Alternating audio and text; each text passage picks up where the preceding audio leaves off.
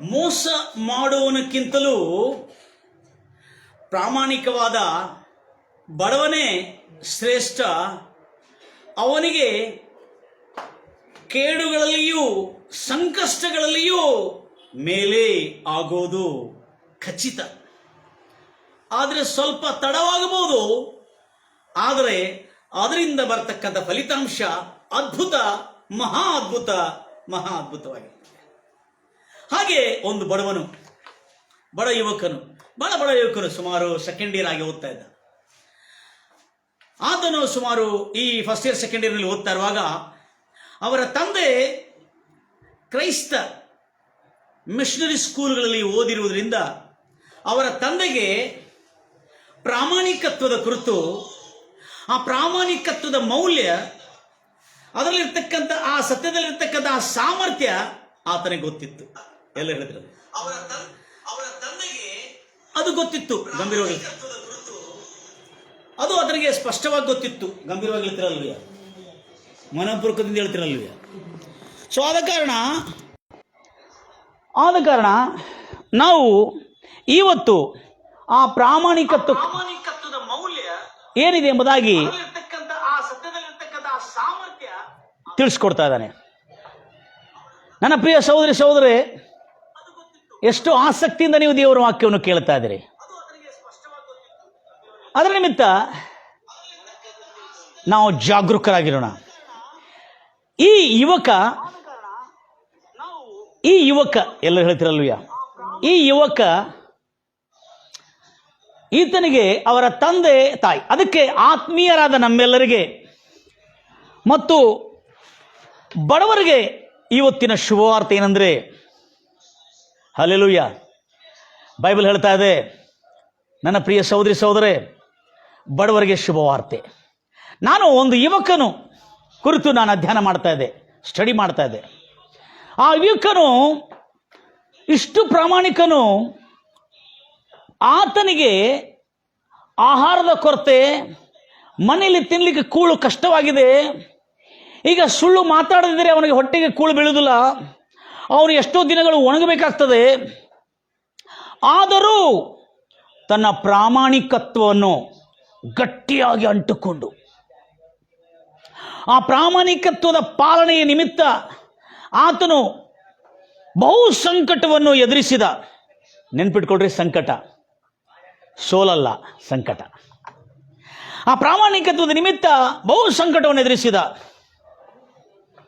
ಆತನ ತಂದೆನೂ ಅದೇ ಕಲಿಸ್ಕೊಡಿ. ಯಾಕಂದರೆ ಆತನ ತಂದೆನೂ ಕ್ರಿಶ್ಚಿಯನ್ ಮಿಷನರಿ ಸ್ಕೂಲ್ಗಳಲ್ಲಿ ಓದಿರುವುದರಿಂದ, ಮತ್ತು ಈತನು ಕೂಡ, ಈ ಯುವಕನು ಕೂಡ, ಈ ಬಡ ಯುವಕನು ಕೂಡ ಕ್ರಿಶ್ಚಿಯನ್ ಮಿಷನರಿ ಸ್ಕೂಲ್ನಲ್ಲಿ ಓದಿರುವುದರಿಂದ ಈತನಿಗೆ ಪ್ರಾಮಾಣಿಕತ್ವದ ಅಧ್ಯಯನ, ಪ್ರಾಮಾಣಿಕತ್ವದ ಮಾಹಿತಿ ಈತನಿಗೆ ಇತ್ತು. ಆದರೆ ಅವರ ತಂದೆ ಅದಕ್ಕೆ ಮತ್ತು ಧೈರ್ಯವನ್ನು ತುಂಬುತ್ತಾ ಇದ್ರು. ಈ ಬಡ ಶೋಷಿತ ಕಿರುಕುಳನ್ನು ಹೊಂದಿರತಕ್ಕಂಥ, ಡಿಸ್ಕ್ರಿಮಿನೇಷನ್ ಇಂದ ಹಿಂಸಿಸಲ್ಪಟ್ಟ ಈ ಬಡ ಯುವಕನು, ಪ್ರೈಸ್ ಲಾರ್ಡ್ ಜೀಸಸ್, ಗಂಭೀರವಾಗಿ ಹೇಳ್ತಿರಲ್ವಯ್ಯ, ಬಹಳ ಕಿರುಕುಳವನ್ನು ಎದುರಿಸಿದ. ಅವರ ತಂದೆ ಹೇಳಿದ ಮಾತಿನ ಪ್ರಕಾರವಾಗಿ ಈಗ ಆತನು ಕಾಲೇಜ್ ಮಾಡ್ತಾ ಇದ್ದು ಕೂಡ ಕೆಲಸ ಮಾಡಬೇಕಾಯ್ತು. ಎಂತ ನೋಡ್ರಿ ಸಮಸ್ಯೆ. ಅದೇ ಸಮಯದಲ್ಲಿ ಅವರ ತಾಯಿ ಕೆಲವು ವರ್ಷಗಳಾಯಿತು ತೀರ್ಕೊಂಡೋಗಿ ಮಲ್ತಾಯಿಯನ್ನು ತಂದುಕೊಂಡ್ರು. ಅಂದರೆ ಅವರ ಗಂಡನಿಗೆ, ಅವರ ತಂದೆಗೆ ಮತ್ತೊಂದು ಮದುವೆ ಮಾಡಿ ಈ 4 ಮಕ್ಕಳಿಗೆ ಮಲ್ತಾಯಿಯನ್ನು ತಂದರು. ಹೇಗೆ ಈ ಮಕ್ಕಳಿಗೆ ಆಹಾರ ಮಾಡಿಕೊಳ್ಳಿಕ್ಕೆ, ನೋಡಿಕೊಳ್ಳಿಕ್ಕೆ, ಗಂಡನ ನೋಡಿಕೊಳ್ಳಿಕ್ಕೆ ಚೆನ್ನಾಗಿರುತ್ತೆ ಎಂಬುದಾಗಿ ಅವರ ಸಂಬಂಧಿಕರು ಅವರ ತಂದೆಯನ್ನು ಪ್ರೇರೇಪಿಸಿ, ಒತ್ತಾಯಿಸಿ ಮದುವೆ ಮಾಡಿಸಿದರು. ಒಂದು ಪಕ್ಕದಲ್ಲಿ ಮಲ್ತಾಯಿಯ ಕಿರುಕುಳ, ಇನ್ನೊಂದು ಪಕ್ಕದಲ್ಲಿ ದೇಶದಲ್ಲಿರ್ತಕ್ಕಂಥ ದೊಡ್ಡ ಜಾತಿಗಳ ಹಿಂಸೆ, ಸಂಕಟ, ಮತ್ತೊಂದು ಎಡೆಯಲ್ಲಿ ತನ್ನ ಒಳಗಿರ್ತಕ್ಕಂಥ ಸತ್ಯ, ಪ್ರಾಮಾಣಿಕತ್ವ. ಎಲ್ಲದರ ಮಧ್ಯದಲ್ಲಿ ಈತನು ಹಿಂಡಲ್ಪಡ್ತಾ ಇದ್ದಾನೆ. ಎಲ್ಲರ ಮಧ್ಯದಲ್ಲಿ ಈತನು ಇನ್ನೊಂದು ಪಕ್ಕ ಎಲ್ಲ ಎಡೆಗಳಿಂದ ಆತನು ಒತ್ತಲ್ಪಡ್ತಾ ಇದ್ದಾನೆ. ಇಂಥ ಸಮಯದಲ್ಲಿ ಆತನಿಗೆ ಕೆಲಸ ಬೇಕಾಗಿತ್ತು. ಎಲ್ಲ ನನ್ನ ಪ್ರಿಯ ಆತ್ಮೀಯರಿಗೆ ಒಳ್ಳೆ ಸುವಾರ್ತೆ ಏನಂದರೆ, ಇವತ್ತು ಆತ್ಮೀಯರಾಗಿರ್ತಕ್ಕಂಥ ನಮ್ಮಲ್ಲಿ ಕೆಲವರಿಗೆ ಯಾಕೆ ಆತ್ಮೀಯರೆಂದು ಹೆಸರು ಹಾಕಿ ಇಟ್ಟುಕೊಂಡು ನಾವು ನಾಮಕಾರ್ಥಕವಾದಂಥ ಹೆಸರಿನ ನಿಮಿತ್ತ ಭಕ್ತಿಯ ವೇಷ ಧರಿಸಿಕೊಂಡಿದ್ದವರಿಗೂ ಒಂದು ಒಳ್ಳೆ ವಾರ್ತೆ, ಮತ್ತು ಎಲ್ಲ ಬಡವರಿಗೂ ಒಂದು ಒಳ್ಳೆ ವಾರ್ತೆ. ಪ್ರಾಮಾಣಿಕತ್ವ ಮೋಸ ಮಾಡುವ ಮಹಾಮೂರ್ಖನಕ್ಕಿಂತಲೂ ಪ್ರಾಮಾಣಿಕತ್ವದಲ್ಲಿ ನಡೆಯತಕ್ಕಂಥ ಬಡವನೇ ಶ್ರೇಷ್ಠ, ಸರ್ವಶ್ರೇಷ್ಠ. ಅವನಿಗೆ ಉತ್ತಮ, ಅವನಿಗೆ ಕ್ಷೇಮ, ಅವನಿಗೆ ಯಾವ ಕೇಡು, ಯಾವ ಉಪದ್ರವು, ಯಾವ ಮರಣಕರವಾದಂಥ ವ್ಯಾಧಿಗಳು ಅಥವಾ ಮರಣಕರವಾದ ವಿಷ ಕೂಡ ಅವನನ್ನು ಕೊಲ್ಲಲು ಸಾಧ್ಯವಿಲ್ಲ. ಇವತ್ತು ನಾನು ಹೇಳ್ತಿರ್ತಕ್ಕಂಥ ಯುವಕನ ಕುರಿತು, ಈತನು ಕ್ರೈಸ್ತವನಲ್ಲ, ಕ್ರೈಸ್ತವನೆಂದು ಕರೆಯಲ್ಪಟ್ಟವನಲ್ಲ, ಈತನ ಅನ್ಯನು. ಆದರೂ ಯೇಸು ಕ್ರಿಸ್ತನು ಕಲಿಸಿಕೊಟ್ಟಿರ್ತಕ್ಕಂಥ ಜೀವನದ ಮೌಲ್ಯಗಳು ಅವರ ತಂದೆಯು ಹಾಗೂ ಆ ಯುವಕನು ಕೂಡ ಕಟ್ಟುನಿಟ್ಟಾಗಿ ಪಾಲನೆ ಮಾಡ್ತಿರುವಾಗ ಆತನಿಗೆ ಬಂದಿರತಕ್ಕಂಥ ಶೋಧನೆ, ಅಂದರೆ ಆತನಿಗೆ ಬಂದಿರತಕ್ಕಂಥ ಪರೀಕ್ಷೆಗಳಲ್ಲಿ ಇಂಟ್ರೆಸ್ಟಿಂಗ್ ಇದೆ story. Praise the Lord Jesus. ಅವರ ತಂದೆ ಯಾವುದೇ ನಿಮಿತ್ತಕ್ಕೆ ಸುಳ್ಳು, ನಮಗೇನೇನು ವ್ಯಕ್ತಿತ್ವ ಇದೆ ಅದನ್ನು ಸುಳ್ಳು ಮಾತಾಡಬಾರ್ದು. ಈಗಿನ ಕಾಲದಲ್ಲಿ ನಡೆಯಲ್ಲ, ಈಗಿನ ಕಾಲದಲ್ಲಿ ಅದರ ಬಗ್ಗೆ ಬಹಳ ಮೀಸಲಾತಿಗಳು ಇವೆ. ಆದರೆ ಆಗಿನ ಕಾಲದಲ್ಲಿ ಎಲ್ಲೂ ಕೆಲಸಕ್ಕೆ ಹೋಗಿದ್ರು ಈ ಯುವಕನು ತಾನು ಸತ್ಯ ಮಾತಾಡೋದ್ರಿಂದ ಆತನಿಗೆ ಕೆಲಸ ಸಿಗ್ತಾ ಇಲ್ಲ. ಇನ್ನೊಂದು, ಈ ಯುವಕನು ಕಾಲೇಜಿನಲ್ಲಿ ಓದ್ತಾ ಇರುವಾಗ ಅಲ್ಲಿ ಒಬ್ಬನು ಜೋಶಿ ಎಂಬ ವ್ಯಕ್ತಿ, ಒಂದು ದೊಡ್ಡ ವ್ಯಕ್ತಿ, ಉಚ್ಚ ಕುಲಕ್ಕೆ ಸಂಬಂಧಪಟ್ಟಿರ್ತಕ್ಕಂಥ ವ್ಯಕ್ತಿ, ಈತನು ಓದುವುದರಿಂದ ಈತನು ಉನ್ನತ ಸ್ಥಿತಿಗೆ ಬರದಂತೆ, ಯಾರು ಈ ಬಡ ಯುವಕನು ಉನ್ನತ ಸ್ಥಿತಿಗೆ ಬರದಂತೆ, ಈತನು ಓದಿದರೆ ಬಹಳ ದೊಡ್ಡ ವ್ಯಕ್ತಿ ಆಗಲಿಕ್ಕೆ ಸಾಧ್ಯತೆ ಇದೆ ಅನ್ನತಕ್ಕಂಥ ಭಯದಿಂದ, ಹೊಟ್ಟೆ ಕಿಚ್ಚಿನಿಂದ ಆ ಬಡ ಯುವಕನನ್ನು ಓದುವುದಕ್ಕೆ ಬರದಂತೆ ಶತಾಯಗತಾಯ ಪ್ರಯತ್ನ ಮಾಡಿ ಹಗಲು ರಾತ್ರಿ ಅವನು ಎಲ್ಲೆಲ್ಲಿ ಹೋಗ್ತಾನೆ, ಎಲ್ಲೆಲ್ಲಿ ತಿರುಗ್ತಾನೆ, ಎಲ್ಲೆಲ್ಲಿ ಕೆಲಸಕ್ಕೆ ಹೋಗ್ತಾನೆ, ಅಲ್ಲೆಲ್ಲ ಹೋಗಿ ಹೋಗಿ ಹೋಗಿ ಕೆಲಸ ಕಡೆ ಎಲ್ಲಿ ಇಂಟರ್ವ್ಯೂ ಕೊಡ್ಲಿಕ್ಕೆ ಹೋಗ್ತಾನೆ, ಎಲ್ಲೇ ಕೆಲಸಕ್ಕಾಗಿ ಬೇಡ್ಕೊಳ್ಳಿಕ್ಕೆ ಹೋಗ್ತಾನೆ, ಅಲ್ಲಿ ಕೂಡ ಈ ಉಚ್ಚ ಜಾತಿಗೆ ಸಂಬಂಧಪಟ್ಟಿರ್ತಕ್ಕಂಥ ಆ ಯುವಕನು, ಕಾಲೇಜಲ್ಲಿ ಓದ್ತಿರೋದು ಯುವಕನು ಕೂಡ ಅವನ ಸಂಗಡ ಹೋಗಿ ಹೋಗಿ ಅವನಿಗೆ ಎಲ್ಲಿ ಸಿಕ್ಕಿರ್ಕೊಳ್ಳಿ, ಆ ಯುವಕನಿಗೆ, ಈ ಬಡ ಯುವಕನಿಗೆ ಮತ್ತು ಉಚ್ಚ ಜಾತಿಗೆ ಸಂಬಂಧಪಟ್ಟಿರ್ತಕ್ಕಂಥ, ಉಚ್ಚ ಕುಲಕ್ಕೆ ಸಂಬಂಧಪಟ್ಟಿರ್ತಕ್ಕಂಥ ಒಂದು ಯುವಕನು, ಆಗಿನ ಕಾಲದಲ್ಲಿ ಅವನು ಧನವಂತನು, ಆ ಉಚ್ಚ ಕುಲಕ್ಕೆ ಸಂಬಂಧಪಟ್ಟಿರ್ತಕ್ಕಂಥವನು, ಅಂಥ ಧನ ಸಂಪತ್ತುಳ್ಳವನು ಬ್ರಿಟಿಷರ ಪ್ರಭುತ್ವದಲ್ಲಿರತಕ್ಕಂಥ ಅಧಿಕಾರಿಗಳನ್ನು ಕೂಡ ಖರೀದಿಸತಕ್ಕಂಥ ಸಾಮರ್ಥ್ಯವುಳ್ಳ ವ್ಯಕ್ತಿ ಆತನು ಆಗಿನ ಕಾಲದಲ್ಲಿ. ಆದರೆ ಈ ಯುವಕನಿಗೆ ಕೆಲಸ ದೊರಕಬಾರದೆಂಬುದಾಗಿ ಈತನ ಜೊತೆಯಲ್ಲಿ ಹಗಲು ರಾತ್ರಿ ಆತನ ಎಲ್ಲೆಲ್ಲಿ ಕೆಲಸಕ್ಕೆ ಹೋಗ್ತಾನೆ, ಅಲ್ಲಿ ಕೆಲಸಕ್ಕೆ ಹೋಗಿರುವಾಗ ಅಲ್ಲಿ ಇಂಟರ್ವ್ಯೂ ಕೊಡ್ಲಿಕ್ಕೆ ಹೋಗ್ತಾನೆ. ಪಾಪ ಈ ಬಡ ಯುವಕನು ಕೆಲಸ ಮಾಡಿದ್ರೇ ಮನೆಯಲ್ಲಿ ಊಟ, ಇಲ್ಲದ್ರೆ ಊಟ ಇಲ್ಲ ಅಂತೇಳಿ ಮಲ್ತಾಯಿ ಕಿರ್ಕುಳ. ಮತ್ತು ಆಗಿನ ಕಾಲದಲ್ಲಿ ಮತ್ತೊಂದು ಇಂಟ್ರೆಸ್ಟಿಂಗ್, ಆತನಿಗೆ 15ಗೆ ಮದುವೆ ಮಾಡಿದ್ದಾರೆ, ಸುಮಾರು 15ಗೆ, ಸೆಕೆಂಡ್ ಇಯರ್ ಆಗಿದೆ ಇಲ್ಲ ಗೊತ್ತಿಲ್ಲ, ಫಸ್ಟ್ ಇಯರ್ನಲ್ಲಿ ಮದುವೆ ಮಾಡಿಬಿಟ್ಟಿದ್ದಾರೆ. 13 ವರ್ಷದ ಹೆಂಡತಿ, ಈತನು ಸುಮಾರು 17 ಇಂಚುಮಿಂಚು 17-18 ವರ್ಷದ ಯುವಕ.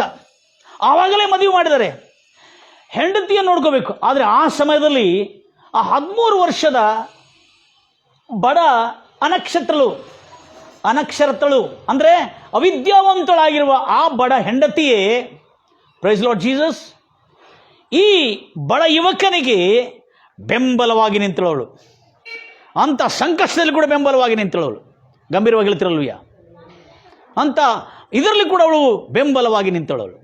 ನನ್ನ ಪ್ರಿಯ ಸಹೋದರಿ ಸಹೋದರೇ, ಇಂಥ ಸಂಕಷ್ಟದಲ್ಲಿ ಮತ್ತು ಈ ಉಚ್ಚ ಕುಲದವರು, ಈತನು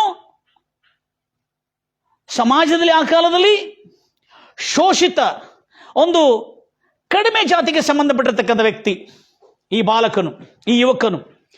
ಈತನಿಗೆ ಕಡಿಮೆ ಜಾತಿಗೆ ಸಂಬಂಧಪಟ್ಟಂಥ ವ್ಯಕ್ತಿ, ಕಡಿಮೆ ಜಾತಿ ಹೊಂದಿರತಕ್ಕಂಥ ಜಾತಿ ಆಗಿರ್ತಕ್ಕಂಥ ವ್ಯಕ್ತಿ ಆಗಿರೋದ್ರಿಂದ ಈತನಿಗೆ ಓದಿ ದೊಡ್ಡವನಾದ್ರೆ ಇವನು ನನ್ನ ಮೇಲೇನೆ ಆಳ್ಕೆ ಮಾಡ್ತಾನೆ ಅನ್ನತಕ್ಕಂಥ ಭಯದಿಂದ, ಹೊಟ್ಟೆ ಕಿಚ್ಚಿನಿಂದ ಈ ಉಚ್ಚ ಕುಲದವನು ಅವನಿಗೆ ಓದಲಿಕ್ಕೆ, ಶಾಲೆ ಓದಲಿಕ್ಕೆ, ಕಾಲೇಜ್ ಮಾಡಲಿಕ್ಕೆ ಬಹಳಷ್ಟು ಅಡ್ಡಿಗಳನ್ನುಂಟು ಮಾಡ್ತಿದ್ದ. ಆದರೂ ಅವರ ತಾಯಿ ಮಲ್ತಾಯ ಕಿರುಕುಳ, ಮನೆಯಲ್ಲಿ ಊಟ ಇಲ್ಲ ನಿನಗೆ, ಇನ್ನೊಂದು ಪಕ್ಕದಲ್ಲಿ ಹೆಂಡತಿ ಇದ್ದಾಳೆ, ಹೆಂಡತಿ ಕಿರುಕುಳ ಇಲ್ಲ, ಪಾಪ ಬೆಂಬಲ ಕೊಡ್ತಾಳೆ. ಹಲ್ಲೆಲೂಯಾ. ಬುದ್ಧಿವಂತಳು, ಜೀರೋ, ಅನಕ್ಷತ್ರ ಬುದ್ಧಿವಂತಳು, ಮಾ ದೇವ ಪ್ರಭುವ, ಪ್ರೈಸ್ ಲಾರ್ಡ್ ಜೀಸಸ್. ಆದರೆ ಈ ಯುವಕನಿಗೆ ಬೆನ್ನೆಲುಬಾಗಿ ನಿಂತು ಆ ಯುವಕನಕ್ಕೆ ಡಾಲಾಗಿ, ಗುರಾಣಿಯಾಗಿ ನಿಂತು ಆ ಯುವಕನ ಸಾಧನೆಗೆ ಸಹಾಯ ಮಾಡ್ತಾಳೆ ಆ 13 ವರ್ಷದ ಹೆಂಡತಿ. ನನ್ನ ಪ್ರಿಯ ಸಹೋದರರೇ, ಇವತ್ತಿನ ಕಾಲದಲ್ಲಿ ಎಲ್ಲಿದ್ದಾರೆ ಎಂಬುದಾಗಿ ಹುಡುಕಬೇಕಂತವ್ರನ್ನು. Praise the Lord Jesus.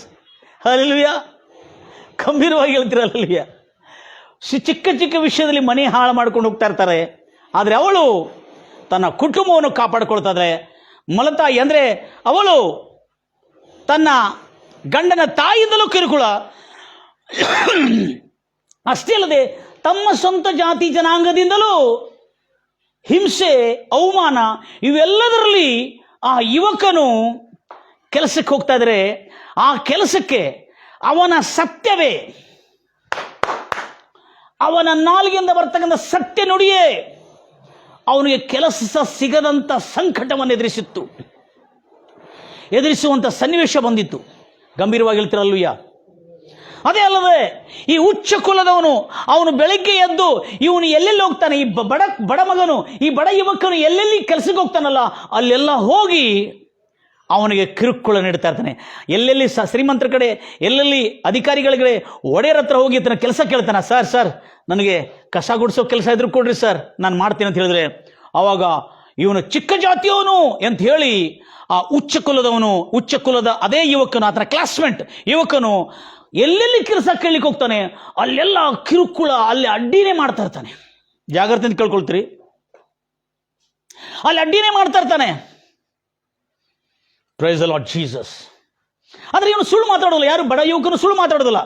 ಈತನು ಎಲ್ಲಿ ಹೋಗ್ತಾನೆ, ತಾನು ಇಷ್ಟು ಓದಿದ್ದೇನೆ, ನನ್ನ ಅರ್ಹತೆ ಇಷ್ಟಿದೆ, ನಾನು ಇಷ್ಟೆಲ್ಲ ಕೆಲಸ ಮಾಡ್ಬೋದು, ಇಷ್ಟು ಭಾಷೆ ಮಾತಾಡ್ಬೋದು, ಎಲ್ಲ ಇಂಟರ್ವ್ಯೂನಲ್ಲಿ ಪಾಸ್ ಆಗ್ತಾನೆ. ಪಾಸ್ ಆಗಿದ ಕೂಡಲೇ ಈ ಶ್ರೀಮಂತ ಯುವಕ, ಈ ಉಚ್ಚ ಕುಲಕ್ಕೆ ಸಂಬಂಧಪಟ್ಟಂಥ ಯುವಕ, ಈ ಶ್ರೀಮಂತನು ಇವನೇನು ಮಾಡ್ತಾನೆ, ಅವನ ಜಾತಿಯನ್ನು ಕೇಳಿ ನೋಡ್ರಿ, ಅವನು ಚಿಕ್ಕ ಜಾತಿಯವನು, ಅವನು ನಿಮ್ಮ ಮನೆಯಲ್ಲಿ ಕಾಲಿಟ್ಟರೆ ನಿಮಗೆ ಅಶುದ್ಧವಾಗುತ್ತದೆ ಎಂಬ ಭೇದ ಭಾವವನ್ನು ಪ್ರಚೋದಿಸಿ ಆ ಒಡೆಯರ ಹತ್ರ, ಆ ಹಿರಿಯರ ಹತ್ರ, ಆ ಧನಿಕರ ಹತ್ರ ಈತನಿಗೆ ಕೆಲಸ ದೊರಕದಂತೆ ಎಷ್ಟೋ ದಿನಗಳು ಕಿರುಕುಳ ನೀಡ್ತಾನೆ.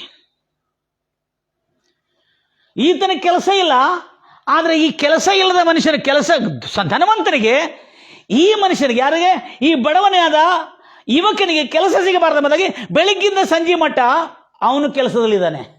ಯಾರು? ಧನವಂತನು ಡ್ಯೂಟಿ ಮೇಲಿದ್ದಾನೆ. ಗಂಭೀರವಾಗಿ ಹೇಳ್ತಿರಲ್ವಯ್ಯ. ಅಂತ ಒಂದು ಪರಿಸ್ಥಿತಿಯಲ್ಲಿರ್ತಕ್ಕಂಥ ಅವನು, ಈ ಕೆಡುಕನು ಒಂದು ಪಕ್ಕದಲ್ಲಿ ಕಿರುಕುಳ ಕೊಡ್ತಕ್ಕಂಥನು, ಇನ್ನೊಂದು ಪಕ್ಕದಲ್ಲಿ ಧನಿಕರು, ಅವರು ಕೂಡ ಈ ಕೆಡುಕನ ಮಾತನ್ನು ಕೇಳಿ ಇವನಿಗೆ ಕೆಲಸ ಕೊಡ್ತಾ ಇಲ್ಲ. ಮತ್ತು ಮತ್ತೊಂದು ಪಕ್ಕದಲ್ಲಿ ಅವನ ಆತ್ಮವಿಶ್ವಾಸ, ಅವನ ಪ್ರಾಮಾಣಿಕತ್ವ, ಆ ಬಡ ಯುವಕನ ಪ್ರಾಮಾಣಿಕತ್ವ. ನನ್ನ ಪ್ರಿಯ ಸಹೋದರಿ, ಎಲ್ಲ ಆತ್ಮೀಯರಾದ ಪ್ರಿಯ ಸಹೋದರಿಗೂ ನಮ್ಮ ಎಲ್ಲ ಮಿತ್ರರಿಗೂ ಶುಭವಾರ್ತೆ. ಕೆಲವು ಜನರು ಹೆಸರಿಗೆ ಆತ್ಮೀಯರಾಗಿರ್ತಕ್ಕಂಥವ್ರು ಯಾಕೆ ಇದುವರೆಗೂ ಉನ್ನತ ಸ್ಥಿತಿಗೆ, ಏಳಿಗೆಗೆ, ಒಂದು ಕೃತಾರ್ಥರಾಗಿ, ಒಂದು ಅಭಿವೃದ್ಧಿಯನ್ನು ಹೊಂದಿ ಯಶಸ್ವಿಯನ್ನು ತಲುಪಿ ಸಕ್ಷೇಮವಾದಂಥ ಜೀವನ, ಗೌರವವುಳ್ಳ ಜೀವನ ಯಾಕೆ ಪಡ್ಕೊಳ್ಳಬಾರದು? ಖಂಡಿತವಾಗಿ ಪಡ್ಕೊಳ್ಬೇಕು. ಇಂಥ ಸಮಯದಲ್ಲಿ ಈ ಬಡ ಯುವಕನು ಆತ್ಮವಿಶ್ವಾಸ ಸೋತೋಗದೆ ಪ್ರತಿದಿನ ಬೆಳಗ್ಗೆ ಹೋಗಿದ್ರೆ ಸಂಜೆಗೆ ಬರ್ತಾನೆ, ಸಂಜೆಗೆ ಬಂದರೂ ಸರಿಯಾಗಿ ಮನೆಯಲ್ಲಿ ಊಟ ಇಲ್ಲ, ಹಸುತ್ತಾ ಇದೆ, ಇನ್ನು ಸುಳ್ಳು ಮಾತಾಡಲೇಬೇಕು. ಆದರೂ ತನ್ನ ಹೊಟ್ಟೆ ಒಣಗೋದರೂ ಸುಳ್ಳು ಮಾತಾಡದೆ ಸತ್ಯವನ್ನು ಹೇಳಿ ಕೆಲಸದ ಇಂಟರ್ವ್ಯೂನಲ್ಲಿ ಆ ಸತ್ಯ ಏನಂದರೆ ತಾನು ಯಾವ ಜಾತಿ ಇದ್ದಾನೆಂಬುದಾಗಿ ಆತನು ಸುಳ್ಳು ಹೇಳದೆ ಇರುವುದರಿಂದ ಆತನಿಗೆ ಕೆಲಸ ಸಿಗುವುದಿಲ್ಲ. ಇವತ್ತಿನ ಕಾಲದಲ್ಲಿ ಪ್ರೈಸ್ ದ ಲಾರ್ಡ್ ಜೀಸಸ್, ಸುಳ್ಳು ಹೇಳುವುದರಿಂದಲೇ ವೃದ್ಧಿಯಾಗುತ್ತಾನೆ, ಅಭಿವೃದ್ಧಿ ಆಗುತ್ತಾನೆ. ಹೇಗಾದರೆ ಮಾಡಿ ಅದು ಹೇಳ್ತಾರಲ್ಲ, ಬೀಸೋದೋನೆಯಿಂದ ತಪ್ಪಿಸ್ಕೊಂಡ್ರೆ 100 ವರ್ಷ ಆಯು ಅಂತೇಳಿ. ಇಲ್ಲ ಇಲ್ಲ ಇಲ್ಲ ಇಲ್ಲ, ಅದು ಗಾದೆ, ಅದು ದುಷ್ಟರ ಹೇಳಿಕೆ. ಬೀಸೋದೋನೆಯಿಂದ ತಪ್ಪಿಸ್ಕೊಂಡ್ರೆ 100 ವರ್ಷ ಆಯು ಅಂತ ಅಂದರೆ ಏನು? ಇದನ್ನ ಅರ್ಥ ಮಾಡ್ಬೋದು. ಬೀಸೋದೋನೆಯಿಂದ ತಪ್ಪಿಸ್ಕೊಂಡ್ರೆ 100 ವರ್ಷ ಆಯು ಖರೆ ನಿಜ. ಆದರೆ ಇದನ್ನ ಅರ್ಥ ಏನು ಹೇಳ್ತಾರೆ ಗೊತ್ತೇ? ಸುಳ್ಳು ಮಾತಾಡಿದರೆ 100 ವರ್ಷ ಆಯು ಅಂತೇಳಿ ಇದಕ್ಕೆ ಅರ್ಥ ಹೇಳ್ತಾರೆ. ತಪ್ಪದು. ಬೀಸೋದೋಣಿಯಿಂದ ತಪ್ಪಿಸ್ಕೊಂಡ್ರೆ 100 ವರ್ಷ ಆಯು ಹೌದು, ಆದರೆ ಸುಳ್ಳು ಮಾತಾಡಿದರೆ ಬೀಸೋದೋಣಿಯಿಂದ ತಪ್ಪಿಸ್ಕೊಂಡ್ರೆ ಎಂಬುದಾಗಿ ಹೇಳ್ತಾರೆ. ಇದರ ಅರ್ಥ ಸರಿಯಾದ ಅರ್ಥ ಅಲ್ಲ. ಬೀಸೋದೋಣಿಯಿಂದ ತಪ್ಪಿಸ್ಕೊಂಡ್ರೆ ತಗ್ಗಿಸಿಕೊಳ್ಳೋದು ಏನು? ವಿನಯ ವಿನಮ್ರತೆಯಿಂದ ಆಯ್ತು ಸರ್ ತಗ್ಗಿಸ್ಕೊಳ್ಳೋದು. ಅದನ್ನು ಈಗ ಸುಳ್ಳುಗೆ ಹೋಲಿಸ್ತಾರೆ. ಆದರೆ ಈ ಬಡ ಯುವಕನು ತನಗೆ ಎಷ್ಟು ಕೆಲಸ, ಅಲ್ಲಿ ನೋಡ್ರಿ, ಕಸ ಗುಡಿಸ್ಲಿಕ್ಕೂ ಹೋಗಿದ, ಅಲ್ಲಿ ಕೆಲಸ ಕೊಡ್ತಾ ಇಲ್ಲ. ನೀವು ಪಾತ್ರೆ ತಿಕ್ಕೋ ಕೆಲಸ ಕೊಡ್ತೀನಿ ಅಂದರೆ ಅದಕ್ಕೂ ಕೆಲಸ ಸಿಗದಂತೆ ಈ ದೊಡ್ಡ ಶ್ರೀಮಂತ ಉಚ್ಚ ಕುಲದವನು ಕಿರುಕುಳ ನೀಡ್ತಾ ಇದ್ದಾನೆ. ಅಲ್ಲದೆ ಮತ್ತು ಯಾವುದೇ ಕೆಲಸಕ್ಕೂ ಅಲ್ಲೇ ದೊಡ್ಡ ಕೆಲಸಕ್ಕೆ, ಅದಕ್ಕಿಂತ ದೊಡ್ಡ ಕೆಲಸ, ಅದಕ್ಕಿಂತ ದೊಡ್ಡ ಕೆಲಸ, ಅದಕ್ಕಿಂತ ದೊಡ್ಡ ಕೆಲಸಕ್ಕೆ, ಅದಕ್ಕಿಂತ ದೊಡ್ಡ ಕೆಲಸಕ್ಕೆ ಹೋಗ್ತಾನೆ ಇದ್ದಾನೆ. ಎಲ್ಲ ಕಡೆ ಕಿರುಕುಳ ಮೇಲೆ ಕಿರುಕುಳ. ಆವಾಗ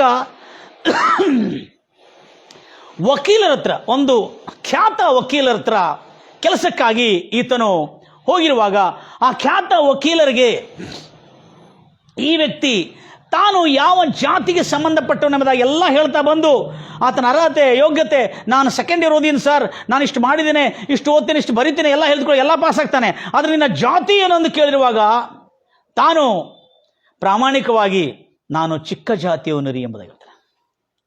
ಆದರೆ ಈ ಬಡ ಯುವಕನ ಹೆಂಡತಿ ಕೂಡ ಅವನ ಜೊತೆಯಲ್ಲಿ ಬಂದಿರ್ತಾಳೆ. ಆ ದಿನ ಏನಂತ ಹೇಳ್ತಾಳಂದ್ರೆ, ನೀನು ಚಿಕ್ಕ ಜಾತಿಯವನಾಗಿರೋದ್ರಿಂದ ಇಲ್ಲಿ ಎಷ್ಟು ಧೈರ್ಯ ನಿನಗೆ, ನನ್ನ ಆಫೀಸನ್ನು ಅಶುದ್ಧ ಮಾಡಬೇಕಾ, ನಿನ್ನಿಂದ ಅಶುದ್ಧ ಆಗ್ತದೆ ಎಂಬುದಾಗಿ ಆತನಿಗೆ ಭೇದ ಭಾವನೆಯಿಂದ ಆ ಬಡ ಯುವಕನನ್ನು ಅವಮಾನ ಮಾಡ್ತಾನೆ. ಆ ಒಂದು ಖ್ಯಾತ ವಕೀಲರು, ಪ್ರಖ್ಯಾತ ವಕೀಲರು ಆ ಕಾಲದಲ್ಲಿ ದೊಡ್ಡ ದೊಡ್ಡ ಪ್ರಕರಣಗಳನ್ನು, ಕೇಸುಗಳನ್ನು ಗೆಲ್ಲತಕ್ಕಂಥ ಒಂದು ಖ್ಯಾತ ವಕೀಲರು. ಅಂಥ ಸಮಯದಲ್ಲಿ ಈ ಬಡ ಯುವಕನ ಹೆಂಡತಿ, 13 ವರ್ಷದ ಯುವಕನ ಹೆಂಡತಿ, ಅವಳು ಅನಕ್ಷರತಳು, ಅವಿದ್ಯಾವಂತಳು. ಆದರೂ ಅವಳು ಕೂಡ ಆತನ ಪಕ್ಕದಲ್ಲಿ ನಿಂತಳು. ಯಾಕಂದರೆ ಈ ಶ್ರೀಮಂತ ಕುಲದ ವ್ಯಕ್ತಿ ಜೋಶಿ ಎಂಬವನು ಈ ಬಡ ಯುವಕನನ್ನು ಇಷ್ಟು ಕಿರುಕುಳ ಕೊಡ್ತಾನಂದ್ರೆ, ಅದಕ್ಕಾಗಿ ಹೆಂಡತಿಯನ್ನು ಹೇಳ್ತಾಳೆ, ನೀನು ನನ್ನ ಗಂಡನಿಗೆ ಕಿರುಕುಳ ನೀಡೋದಕ್ಕಾಗಿ ನನ್ನ ಗಂಡನ ಕೆಲಸ ಸಿಗಬಾರದೆಂಬುದಾಗಿ ನೀನು ತಿರುಗುತ್ತಾ ಇದ್ದಿ. ಈಗ ಹೆಂಡತಿ ಹೇಳ್ತಾಳೆ, ನನ್ನ ಗಂಡನಿಗೆ ಕೆಲಸ ಸಿಗಬೇಕೆಂದು ನಾನು ಆತನ ಜೊತೆಯಲ್ಲಿ ಬರ್ತಾ ಇದ್ದೇನೆ ಎಂಬುದಾಗಿ ಆ ಹೆಂಡತಿ, 13 ವರ್ಷದ ಹೆಂಡತಿ ಛಲ ಕಟ್ಟಿಕೊಂಡು ಚಾಲೆಂಜ್ ಮಾಡಿಕೊಂಡು ಅವಳು ಕೂಡ ತನ್ನ ಗಂಡನ ಜೊತೆಲಿ ಇಂಟರ್ವ್ಯೂ ಹೋಗ್ತಾ ಇರ್ತಾಳೆ. ಅಂಥ ಸಮಯದಲ್ಲಿ ಈ ವಕೀಲ ಹತ್ರ, ಖ್ಯಾತ ವಕೀಲ ಹತ್ರ ಇಂಟರ್ವ್ಯೂ ನಡೀತಿರುವಾಗ, ಸಂದರ್ಶನ ನಡೀತಿರುವಾಗ ಚಿಕ್ಕ ಜಾತಿಯವನೆಂಬುದಾಗಿ ಈ ಯುವಕನು ಹೇಳಿರುವಾಗ, ಇಲ್ಲ ನೀ ಚಿಕ್ಕ ಜಾತಿಯವನು ಅಂತೇಳಿ ಆತನ ಭೇದ ಭಾವದಿಂದ ತುಚ್ಛವಾಗಿ ಕೇವಲವಾಗಿ ಅವಮಾನಪಡಿಸಿ ನೀನು ಹೋಗು ಎಂಬುದಾಗಿ ಹೇಳಿರುವಾಗ ಈ ಹೆಂಡತಿ, ಅವಿದ್ಯಾವಂತಳಾದ ಹೆಂಡತಿ, wow, very good, excellent, I appreciate, ಅಂಥವ್ರು ಈಗೂ ಕೂಡ ಇರಲಿ ಎಂಬುದಾಗಿ ನನ್ನ ಹಾರೈಕೆ. ಗಂಭೀರವಾಗಿ ಹೇಳ್ತಿರಲ್ವಯ್ಯ, praise the Lord Jesus, hallelujah. ಅವಿದ್ಯಾವಂತಳ ಈ ಹೆಂಡತಿ ಅವಳು ಹೇಳ್ತಾಳೆ, ನಿಮಗೆ, ದೊಡ್ಡ ವಕೀಲರಿಗೆ, ನಿಮಗೆ ಈತನ ಜಾತಿಯ ನಿಮಿತ್ತ ಈತನಿಗೆ ಕೆಲಸಕ್ಕೆ ತಗೊಳ್ಳದೇ ಇರೋದು ಇದು ನಿಮಗೆ ನ್ಯಾಯವಾ? ನೀವು ನ್ಯಾಯವಾದಿಗಳು, ನೀವು ವಕೀಲರು, ನಿಮಗೆ ಪ್ರಾಮಾಣಿಕತ್ವ ಏನೆಂದು ಗೊತ್ತಿದೆ, ನೀವು ನನಕ್ಕಿಂತ ವಿದ್ಯಾವಂತರು, ಒಂದು ಅರ್ಹತೆ ಉಳ್ಳವನಿಗೆ, ಯೋಗ್ಯತೆ ಉಳ್ಳವನಿಗೆ ಎಲ್ಲ ರೀತಿಯಾದಂಥ ಕ್ವಾಲಿಫಿಕೇಶನ್ ಇದೆ ನಿಮ್ಮ ಹತ್ರ ಕೆಲಸ ಇಟ್ಕೊಳ್ಳಿಕ್ಕೆ, ಬರೆಯೋದು, ಓದೋದಕ್ಕಾಗಿ. ಆದರೆ ಈತನನ್ನು ಜಾತಿಯ ನಿಮಿತ್ತ ಈತನನ್ನು ಕೆಲಸ ಕೊಡದಿರುವುದು ನ್ಯಾಯವಾ ಎಂಬುದಾಗಿ ಹೇಳಿ ಆ ಒಂದು 13 ವರ್ಷದ ಹೆಂಡತಿ, ಈ ಯುವಕನ 13 ವರ್ಷದ ಹೆಂಡತಿ ಆ ವಕೀಲರ ಹತ್ರ ತನ್ನ ಅಭಿಪ್ರಾಯವನ್ನು ಇಡ್ತಾಳೆ. ಇಟ್ಟಿದ್ದಷ್ಟೇ ಅಲ್ಲದೆ, ಆಯ್ತಾಯ್ತು ಹೋಗು ಅಂತೇಳಿ ಕ್ಷಿಮಾರಿಸಿ ಆತನನ್ನು ಮತ್ತು ಅವರ ಹೆಂಡತಿಯನ್ನು ಹೊರಗೆ ಕಳಿಸುವಾಗ ಬಹಳ ಖುಷಿ ಆಗ್ತಾನೆ. ಯಾರು? ಈ ಉಚ್ಚ ಕುಲದ ಶ್ರೀಮಂತನ ಯುವಕ. ನೋಡು ಅಂತೇಳಿ ಆಗ ಆತನಿಗೆ ಆ ಸಮಯದಲ್ಲಿ ಹೆಂಡತಿ ಹೋಗ್ಲಿಕ್ಕೆ ಮುಂಚೆ ಒಂದು ಪೇಪರನ್ನು ತಗೊಳ್ತಾಳೆ. ಅವಳಿಗೆ ಗಂಡ ಸ್ವಲ್ಪ ಅಕ್ಷರ ಕಳಿಸ್ಕೊಟ್ಟಿರ್ತಾನೆ. ಯಾರು? ಈ ಯುವಕ ಅಕ್ಷರ ಕಳಿಸ್ಕೊಡು. ಹೆಂಡತಿ ಪೇಪರ್ ತಗೊಂಡು ಆತನ ಹೆಸರು ಬರೀತಾಳೆ. ತನ್ನ ಹೆಂಡತಿ ಗಂಡನ ಹೆಸರು ಬರೀತಾಳೆ. ಹೆಸರು ಬರೆದು ಅವರ ಆ ವಕೀಲರ ಆಫೀಸ್ನಲ್ಲಿ ಫೋಟೋಗಳು ಇಟ್ಟಿರ್ತಾರೆ. ದೊಡ್ಡ ದೊಡ್ಡ ವಕೀಲರ ಫೋಟೋ, ಅವರು ಗುರುಗಳು. ಇದ್ರ ಬೆಳಗ್ಗೆ ಎದ್ದುಕೊಳ್ಳಿ ಅವ್ರನ್ನ ಪೂಜೆ ಮಾಡಿ ಹೋಗ್ತಾನೆ. ಯಾರು? ಈ ದೊಡ್ಡ ವಕೀಲನು. ಆವಾಗ ಅವ್ರ ಹೆಂಡತಿ ಆ ಫೋಟೋ ಕೆಳಗೆ ಒಂದು ಪತ್ರಿಕೆ ಮೇಲೆ ಬರೆದು, ಒಂದು ಹಾಳಿ ಮೇಲೆ ಬರೆದು, ಕಾಗದ ಮೇಲೆ ಬರೆದು ತನ್ನ ಗಂಡನ ಹೆಸರು ಅಲ್ಲಿ ಅಂಟಿಸ್ತಾಳೆ. ಒಂದು ದಿವಸ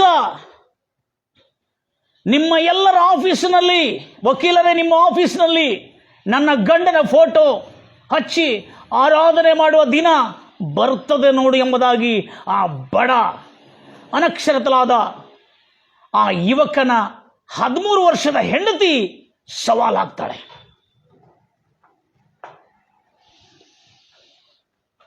ಯಾಕೆಂದ್ರೆ ನನ್ನ ಗಂಡನು ಸತ್ಯವನ್ನೇ ಹೇಳ್ತಾ ಇದ್ದಾನೆ, ಸತ್ಯಕ್ಕಾಗಿ ನಿಂತಿದ್ದಾನೆ, ನ್ಯಾಯದ ಕುರಿತು ಆತನಿಗೆ ಮಾನ್ಯತೆ ಇದೆ, ಗೌರವ ಇದೆ. ಒಂದು ದಿವಸ ಇದೇ ನಿಮ್ಮ ಆಫೀಸಿನಲ್ಲಿ ನನ್ನ ಗಂಡನ ಫೋಟೋಗಿಟ್ಟು ಆತನನ್ನು ಕೂಡ ನೀವು ಸನ್ಮಾನಿಸುವ ದಿನ ಖಂಡಿತವಾಗಿ ಬರ್ತದೆ ಎಂಬುದಾಗಿ ಹೇಳ್ತಾರೆ. ಅದು ಬರೆದಿಟ್ಟಲ್ಲಿ ಹೋಗ್ತಾಳೆ. ಹೋಗಿದ ಕೂಡಲೇ ಅವರ ಆ ದೊಡ್ಡ ವಕೀಲನ ವಾಚ್ಮೆನ್ ಬರ್ತಾನೆ. ವಾಚ್ಮೆನ್ ಒಳಗೆ ಬಂದು ವಾಚ್ಮೆನ್ ಒಂದೇನು ಹೇಳ್ತಾರೆ, ಅದನ್ನು ಹರಿದೋಗಿಲ್ಲ ಅಂತ ಹೇಳ್ತಾನೆ. ಇಲ್ಲ ಬೇಡ, ಹರಿದೋಗೋದು ಬೇಡ, ಯಾರು ಹಚ್ಚಿದಾರಲ್ಲ ಅವರೇ ಅದನ್ನು ಕಿತ್ತಾಕಬೇಕಂತೇಳಿ ಈ ಒಂದು ಯೋಜನೆ ಮಾಡಿಕೊಂಡು ಅವ್ರು ಹೋಗಿರ್ತಾರೆ. ಆಮೇಲೆ ಯಾರು? ಈ ಬಡ ಪ್ರಾಮಾಣಿಕವಾದ ಯುವಕನು ಮತ್ತು 13 ವರ್ಷದ ಹೆಂಡತಿ, ಈ 17 ವರ್ಷದ ಯುವಕ, ಪ್ರಾಮಾಣಿಕವಾದ ಯುವಕ ಮನೆಗೆ ಹೋಗ್ತಾರೆ. ಮನೆಗೆ ಹೋಗಿರುವಾಗ ಮನೆ ಅಕ್ಕಪಕ್ಕದಲ್ಲೂ ಸುತ್ತಲೂ ಕೂಡ ಇವರನ್ನು ಗೇಲಿ ಮಾಡಲಿಕ್ಕೆ, ನೋಡು ಓದುವುದರಿಂದ ಏನು ಕೆಲಸಕ್ಕೆ ಬಂತು, ಆತನಿಗೆ ಯಾವ ಪಾತ್ರೆ ತಿಕ್ಕೋ ಕೆಲಸನೂ ಸಿಗಲಿಲ್ಲ, ಕಸ ಗುಡಿಸೋ ಕೆಲಸ ಸಿಗಲಿಲ್ಲ, ಯಾವ ದೊಡ್ಡ ಕೆಲಸ ಸಿಗಲಿಲ್ಲ, ಚಿಕ್ಕ ಕೆಲಸನೂ ಕೊಡಲಿಲ್ಲ ಅಂತೇಳಿ ಅವರ ಸ್ವಂತ ಜನರೇ ಅವನನ್ನು ಅಪಹಾಸ್ಯ ಮಾಡ್ತಾ ಇದ್ರು. ಈ ಅಪಹಾಸ್ಯದಲ್ಲಿ ಕೂಡ ತನ್ನ ತಾಳ್ಮೆಯನ್ನು ಕಳ್ಕೊಳ್ಳದೆ, ತನ್ನ ಸ್ವಾಧೀನ ಚಿತ್ತವನ್ನು ಕಳ್ಕೊಳ್ಳದೆ ನಿಯಂತ್ರಣದಲ್ಲಿದ್ದು ಶಾಂತವಾಗಿ ಅವರು ಅಪಹಾಸ್ಯ ಮಾಡ್ತಿದ್ರು. ಅದನ್ನು ಸಹಿಸಿಕೊಂಡು ತನ್ನ ಮನೆ ಒಳಗೆ ಹೋಗ್ತಾ ಇದ್ರು. ಆದರೂ ಬಿಡಲಿಲ್ಲ ಅವರ ಈ ಸ್ವಂತ ಜನರು. ಆಮೇಲೆ ಆ ಮಲತಾಯಿ ಕೂಡ ಓದಿ ಏನು ಮಾಡ್ತೀನಿ, ಆ ಓದೋದನ್ನು ಬಿಟ್ಟು ಯಾವುದರ ಪಾಲ್ತು ಕೆಲಸ, ಏನಾರ ಕೆಲಸ ಮಾಡ್ಕೊಳ್ಬೇಕು, ಯಾರು ಊಟ ಆಗ್ತಾರೆ ಎಂಬುದಾಗಿ ಮಲತಾಯಿ ಕಿರುಕುಳ, ಅವಮಾನದ ಮೇಲೆ ಅವಮಾನ. ಮತ್ತು ತನ್ನ ಅಣ್ಣನ ಹೆಂಡತಿ ಕೂಡ ಈತನನ್ನು ಹಿಂಸಿಸ್ತಾಳೆ. ಇಂಥ ಒಂದು ಹಿಂಸೆ ಸಂಕಟದಲ್ಲಿ ಕೂಡ ಸತ್ಯಕ್ಕೆ ಪ್ರಾಮಾಣಿಕತ್ವವನ್ನು ಬಿಟ್ಟು ಬಿಡದೆ ಮುಂದೆ ಎಷ್ಟೋ ದಿನಗಳು ಆಹಾರ ಇಲ್ಲದಿದ್ರೂ ಕೂಡ ನೀರು ಕುಡಿತಾ ಇಂಟ್ರಿಗೆ ಹೋಗ್ತಿರ್ತಕ್ಕಂಥ ಆ ಯುವಕನು ಬಿಡಲಿಲ್ಲ. ಆದರೆ ಒಂದು ದಿವಸ, ಕೆಲವು ದಿನಗಳಾದಮೇಲೆ ಯಾವ ವಕೀಲನು, ದೊಡ್ಡ ವಕೀಲನು ಈತನ ಹೆಂಡತಿಯ ಸವಾಲನ್ನು ನೋಡಿದನಲ್ಲ, ಅವಳಿಗೆ ಬಂದು ಅವನನ್ನು ಹುಡುಕುತ್ತಾ ಬಂದು ಅವನ ಜಾತಿಯ ಚಾಲ್ನಲ್ಲಿ ಇದ್ದಂಥ ಚಾಲ್ನಲ್ಲಿ ಬಂದು ಅವನ ಮುಂದೆ ಆ ವಕೀಲನ ಒಂದು ಫೈಲನ್ನು ತೆಗೆದುಕೊಂಡು ತೋರಿಸ್ತಾನೆ. ಈ ಫೈಲ್ನಲ್ಲಿದ್ದ ಕೇಸನ್ನು ಸ್ಟಡಿ ಮಾಡಿ ಇದರಲ್ಲಿ ಗೆಲ್ಲಬೇಕನ್ನತಕ್ಕಂಥ ಅಂಶಗಳನ್ನು ನೀನು ಹುಡುಕಿ ತೆಗೆದರೆ ನಿನ್ನನ್ನು ನನ್ನ ಕೆಲಸಕ್ಕೆ ಸೇರಿಸ್ಕೊಡ್ತೀನಿ ಎಂಬುದಾಗಿ ಹೇಳಿ ಆ ಫೈಲನ್ನು ಅವನ ಮುಖದ ಮೇಲೆ ಬಿಸಾಕಿ ಹೋಗ್ತಾನೆ. ಎಲ್ಲ ಹಾಳಿಗಳೆಲ್ಲ ಕೆಳಗೆ ಬೀಳ್ತವೆ. ಆಗ ಇದರಲ್ಲಿ ಜಯ ಹೊಂದಬೇಕಾತನು. ಈಗ ಸತ್ಯ ಆಯಿತು. ಈಗ ಅವನ ಯೋಗ್ಯತೆ ಪರೀಕ್ಷೆ ನಡೀತಾ ಇದೆ. ಈ ಪರೀಕ್ಷೆಯಲ್ಲಿ ಅವನು ಎಲ್ಲ ಪೇಪರ್ಸ್ಗಳು ಇಂಗ್ಲೀಷಲ್ಲಿ ಓದಿ ಎಲ್ಲ ತಿಳ್ಕೊಂಡು ಅವೆಲ್ಲವನ್ನು ಎಷ್ಟೋ ಪ್ರಯತ್ನ ಮಾಡ್ತಾನೆ.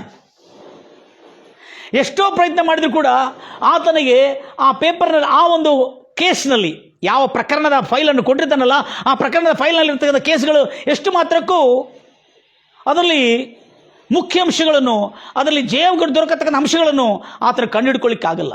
ಯಾರಿಗೆ? ಈ ಬಡ ಪ್ರಾಮಾಣಿಕವಾದ ಯುವಕನಿಗೆ ಕಂಡುಹಿಡಲಿಕ್ಕಾಗಲ್ಲ. Praise the Lord Jesus. ಆದರೂ ಆ ಪರೀಕ್ಷೆಯನ್ನು ಕೂಡ ಪಾಸ್ ಮಾಡಬೇಕು. ನನ್ನಂಥ ದೊಡ್ಡ ವಕೀಲರ ಹತ್ರ ನೀನು ಕೆಲಸ ಮಾಡಬೇಕಾದ್ರೆ ಈ ಕೇಸ್ ಫೈಲನ್ನು ನೀನು ಕ್ರ್ಯಾಕ್ ಮಾಡಬೇಕು, ಇದನ್ನು ಪರಿಹಾರ ಕೊಡಬೇಕು, ಇದಕ್ಕೆ ಪರಿಹಾರವನ್ನು ಹುಡುಕಬೇಕು ಎಂಬುದಾಗಿ ಹೇಳ್ತಾನೆ. ರಾತ್ರಿ ಹಗಲು ಓದಿದ್ರು ಕೂಡ ಅದಕ್ಕೆ ಪರಿಹಾರ ಸಿಗುವುದಿಲ್ಲ. ಮತ್ತು ಅದ್ರಿಗೆ ಗಂಡ ಹೆಂಡತಿ ಇಬ್ರು ಬರ್ತಾರೆ.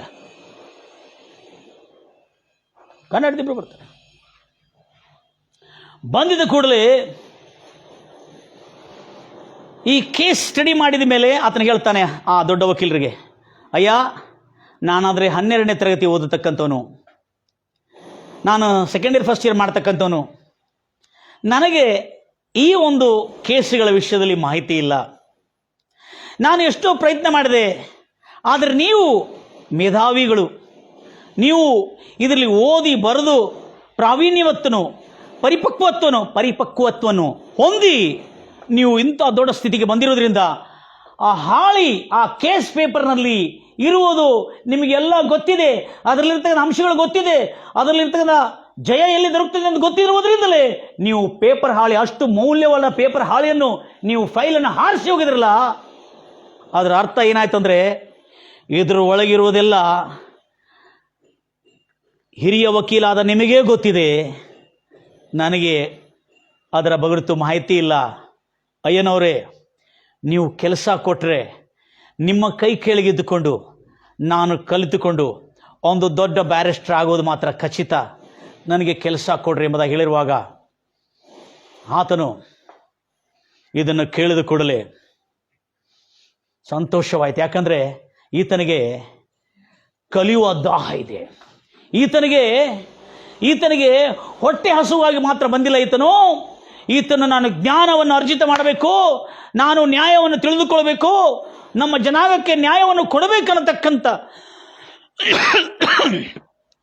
ವೈರಾಗ್ಯದಿಂದ ಬಂದಿದ್ದಾನೆ ಈತನು ಎಂಬುದಾಗಿ ತಿಳಿದುಕೊಂಡು ಅವನನ್ನು ಪರೀಕ್ಷಿಸ್ತಾನೆ. ಅವನಿದನ್ನು ವೈಯಾರಕ್ಕಾಗಿ, ಸೋಕ್ಕಾಗಿ, ಮೋಜು ಮಜಕ್ಕಾಗಿ ಮಾಡ್ತಾ ಇದ್ದಾನ, ಅಥವಾ ನಿಜವಾಗಿಯೂ ಪ್ರಾಮಾಣಿಕತ್ವದಿಂದ ತನ್ನ ಪ್ರಾಮಾಣಿಕತ್ವವನ್ನು, ಹೌದು ನನ್ನಿಂದ ಆಗಲ್ಲ, ನಾನಷ್ಟು ಓದಿಲ್ಲ, ನಾನು ಓದಿದರೆ ಮಾಡ್ಬೋದಿತ್ತು, ನಿಮ್ಮ ಕಡೆ ಇದ್ದರೆ ನಾನು ಓದಿಕೊಳ್ತೀನಲ್ಲ ಅಂತ ಹೇಳ್ಕೊಂಡು ತನ್ನ ಸತ್ಯತೆಯನ್ನು ತೋರಿಸ್ಕೊಟ್ಟಿದ್ದಾಗಿ ಆ ಹಿರಿಯ ವಕೀಲನು ಕೆಲಸ ಕೊಡ್ತಾನೆ ಅವನಿಗೆ. ಅದೇ ದೊಡ್ಡ ಬ್ಯಾರಿಸ್ಟರ್ ವಕೀಲನು ಆ ಬಡ ಯುವಕನಿಗೆ ಕೆಲಸ ಕೊಡ್ತಾನೆ. ಈ ವಕೀಲನ ಆಫೀಸ್ನಲ್ಲಿ ಅಂಟಿಸಿರುವ ಆ ಕಾಗದವನ್ನು ವಕೀಲರು ತೆಗೆದು ಒಂದು ಫೈಲ್ನಲ್ಲಿ ಇಟ್ಟು ಹೇಳ್ತಾನೆ, ನೀನು ಯಾವ ದಿವಸ ಅಲ್ಲೇ ಫೋಟೋ ಇಡುವ ಯೋಗ್ಯತೆ ನಿನ್ನಲ್ಲಿ ಬರ್ತದೆ, ಆ ದಿವಸವರೆಗೆ ನಿನ್ನ ಹೆಂಡತಿ ಬರೆದು ಹಾಕಿರ್ತಕ್ಕಂಥ ಈ ಹೆಸರು ನಾನು ಫೈಲ್ನಲ್ಲಿ ಭದ್ರವಾಗಿಡ್ತೇನೆ ಎಂಬುದಾಗಿ ಹೇಳ್ತಾನೆ. ನನ್ನ ಪ್ರಿಯ ಸಹೋದರನೇ,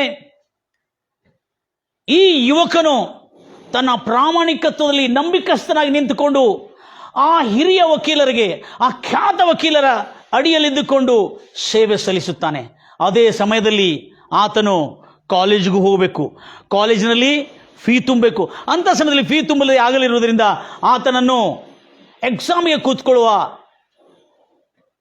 ಪ್ರವೇಶ ಪತ್ರ ಆತನಿಗೆ ಸಿಗುವುದಿಲ್ಲ. ಹಾಲ್ ಟಿಕೆಟ್, ಪ್ರವೇಶ ಪತ್ರ ಹಲ್ಲೆಲೂಯಾ ಸಿಗುವುದಿಲ್ಲ. ಆದರೂ ಆ ಯುವಕನು ಆ ಹಿರಿಯ ವಕೀಲ ಹತ್ರ ಕೆಲಸ ಮಾಡ್ತಾ ಇರ್ತಾನೆ. ನಿಜ ಸತ್ಯ ತಾನು ಏನಿದ್ದಾನೆಂಬುದಾಗಿ ಹೇಳಿಕೊಂಡು ಆ ಸತ್ಯದ ನಿಮಿತ್ತ ಅವನಲ್ಲಿರುವ ಬಲಹೀನತೆಗಳನ್ನು ಒಪ್ಪಿಕೊಂಡನು. ನಾನು ತನ್ನ ಜಾತಿ ಏನಿದೆ ಅಂತ ಹೇಳಿಕೊಂಡು ಒಪ್ಪಿಕೊಂಡನು. ಆ ಪ್ರಾಮಾಣಿಕತ್ವದ ನಿಮಿತ್ತ ಆ ಬಡ ಯುವಕನು ಆ ಬ್ಯಾರಿಸ್ಟರ್ ಹತ್ರ ಕೆಲಸ ಮಾಡ್ತಾ ಇದ್ದಾನೆ, ದೊಡ್ಡ ವಕೀಲರ ಹತ್ರ. ಆಗಿನ ಕಾಲದಲ್ಲಿ ವಕೀಲರ ಹತ್ರ ಕೆಲಸ ಮಾಡಬೇಕಂದ್ರೆ ಭಾಳ ದೊಡ್ಡ ಗಳಿಕೆ, ಭಾಳ ದೊಡ್ಡ ಮಾನ ಸನ್ಮಾನ, ಅಷ್ಟು ಮಾನ ಸನ್ಮಾನ ವಕೀಲರ ಹತ್ರ ಕೆಲಸ ಮಾಡಬೇಕಾದ್ರೆ, ಅಂಥ ಒಂದು ಮಾನ ಸನ್ಮಾನ. ಆಗ ಯಾವ ಉಚ್ಚ ಕುಲದವನು, ಧನವಂತ ಕುಲದವನು ಬಂದು ಕಿರುಕುಳ ನೀಡ್ತಿದ್ರು, ಮರನೇ ದಿವಸ ಆ ವಕೀಲರ ಹತ್ರ ಬಂದು, ಆ ಹಿರಿಯ ವಕೀಲನ ಹತ್ರ ಬಂದು ಬೆದರಿಕೆ ಹಾಕ್ತಾನೆ. ನೀನು ಅವನನ್ನು ಕೆಲಸಕ್ಕೆ ತಗೊಂಡ್ರೆ, ಆ ಬಡ ಯುವಕನನ್ನು ಕೆಲಸಕ್ಕೆ ತಗೊಂಡ್ರೆ, ಆ ಚಿಕ್ಕ ಜಾತಿಯ ಬಡ ಯುವಕನನ್ನು ಕೆಲಸಕ್ಕೆ ತಗೊಂಡ್ರೆ ನಿನಗೇನಾಗ್ತದೆ ನೋಡಿ ಎಂಬುದಾಗಿ ಈ ಖ್ಯಾತ ವಕೀಲರಿಗೆ ಬೆದರಿಕೆ ಹಾಕುವಾಗ ಆ ಖ್ಯಾತ ವಕೀಲರು ಬೆದರದೆ ಅವನ ಬೆದರಿಕೆ ತಕ್ಕಂತೆ ಉತ್ತರವನ್ನು ಕೊಟ್ಟು ಅವನನ್ನು ಕಳಿಸ್ತಾನೆ. ಆದರೂ ಆ ಶ್ರೀಮಂತ ಯುವಕನು ನಿನಗೇನು ಮಾಡ್ತೀನಿ ನೋಡಿ ಎಂಬುದಾಗಿ ಬೆದರಿಕೆ ಹಾಕೋಕಿರ್ತಾನೆ. ಯಾರು? ಶ್ರೀಮಂತ ವಕೀಲ, ಆ ಖ್ಯಾತ ವಕೀಲನಿಗೆ. ಅದೇ ಸಮಯದಲ್ಲಿ ಈ ಬಡ ಯುವಕನು ಬರ್ತಾನೆ. ಬಡ ಯುವಕನು ಬಂದು ಇದನ್ನು ಕೇಳುತ್ತಾನೆ. ಕೇಳಿಕೊಂಡು ಯಾರೋ ಅವನಿಗೆ ತಿಂಗಳ ಎಲ್ಲ ಅವನ ಜೊತೆಯಲ್ಲಿ ಬಂದು ಕಿರುಕುಳ ನೀಡ್ತಾ ಹೋಗಿದ್ರಲ್ಲ, ಅವನು ಹೇಳ್ತಾನೆ, ಅವನ ಹೆಸರು ನರೋತ್ತಮ್ ಜೋಶಿ. ನರೋತ್ತಮ್ ಜೋಶಿ ಹೇಳ್ತಾನೆ, ಆಪ್ಕಾ ಬಹುತ್ ಬಹುತ್ ಧನ್ಯವಾದ ನರೋತ್ತಮ್ ಜೋಶಿ. ಕ್ಯೂ, ಯಾಕೆ ಅಂತ ಹೇಳ್ತಾನೆ. ನೀವು ನನಗೆ ಕಿರುಕುಳ ಕೊಡದೇ ಇದ್ದಿದ್ರೆ, ಹಲ್ಲೆಲೂಯಾ, ನೀವು ನನಗೆ ಕಿರುಕುಳ ಕೊಡದಿದ್ರೆ ಆ ಚಿಕ್ಕ ಜಾತಿ ಏನಂತೇಳಿ ನನಗೆ ಎಲ್ಲೂ ಕೆಲಸ ಸಿಗದಂತೆ, ಕಸ ಗುಡಿಸೋ ಕೆಲಸ ಸಿಗದೆ, ಶುದ್ಧ ಮಾಡುವ ಕ್ಲೀನ್ ಮಾಡುವ ಕೆಲಸ ಸಿಗದೆ, ಮತ್ತು ಯಾವುದೇ ಭಾರವಾದ ಕೆಲಸ ಮತ್ತು ಕಲ್ಲು ಹೊಡೆಯೋ ಕೆಲಸ, ಎಂಥ ಕಷ್ಟ ಕೆಲಸ ಬಂದರೂ ಕೂಡ ಅವೆಲ್ಲದಕ್ಕೆ ನೀನು ಕಿರುಕುಳ ಕೊಡದೇ ಇದ್ದರೆ ನಾನು ಅಲ್ಲೇ ಕೆಲಸಕ್ಕೆ ನಿಂತು ಬಿಡ್ತಿದ್ದೆ. ಇವತ್ತು ಒಂದೊಂದು ಹಂತ ಬ್ಯಾರಿಸ್ಟರ್ ಹತ್ರ, ಒಂದು ವಕೀಲರ ಹತ್ರ, ಖ್ಯಾತ ವಕೀಲರ ಹತ್ರ ನನಗೆ ಕೆಲಸ ಸಿಗಲು ಕಾರಣ ಯಾರೆಂದರೆ ನೀನು ಕೊಟ್ಟಿರುವ ಕಿರುಕುಳದಿಂದಲೇ ನನಗೆ ಆ ಹಂತಕ್ಕೆ ಬಂದು ಸೇರಿದೆ ಎಂಬುದಾಗಿ ಹೇಳ್ತಾನೆ. ನನ್ನ ಪ್ರಿಯ ಸಹೋದರರೇ, ಈ ಬಡ ಯುವಕನು